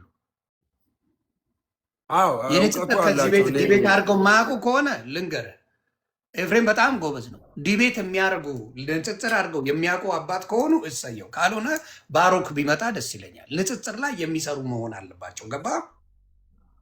ኤፍሬም በጣም ጎበዝ ነው በዚህ አስተማሪ ነገር። ናቸው። ለዘመናት የንጽጽር ስራን የሰራው እሳቸው በክርስትና ላይ ብቻ ከሰሩ የንጽጽር ስራው ፖለቲካም አለው። ስለዚህ የንጽጽር ስራው ላይ ፖለቲካ ስላለው አባታችንን በዚህ መሃል እንትን እንዲባሉ አልፈልግም። ስለዚህ መሆን አለባቸው ብዬ የማስበው ባሩኬ ቢመጣ ብዙ ጊዜ በንጽጽር ላይ ስለሰራ ባሩኬ ገብቶ ቢነጋገር ጥሩ ነው ብዬ አስባለሁ። ፐርሰናል በንጽጽር የሚሰራ ሰው ነው መሆን ያለበት። በንጽጽር የማይሰራ ሰው ካመጣ ነገሮች ባልሆነ መንገድ ተይዘው ነገሮች ሊበላሹ ይችላሉ። ስለዚህ በፍቅር ነው እንደው አባታችን ሌላ ጊዜ ቢገቡ ደስ ይለኛል ለማስተማር ከይቅርታ ጋር የንጽጽር ስለሆነ